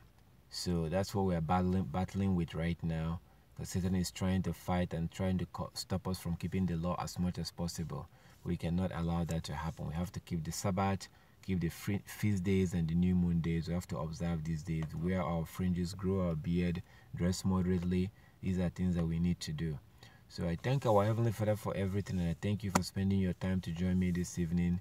Have a wonderful rest of your new moon day, and Yah's willing, I will see you soon.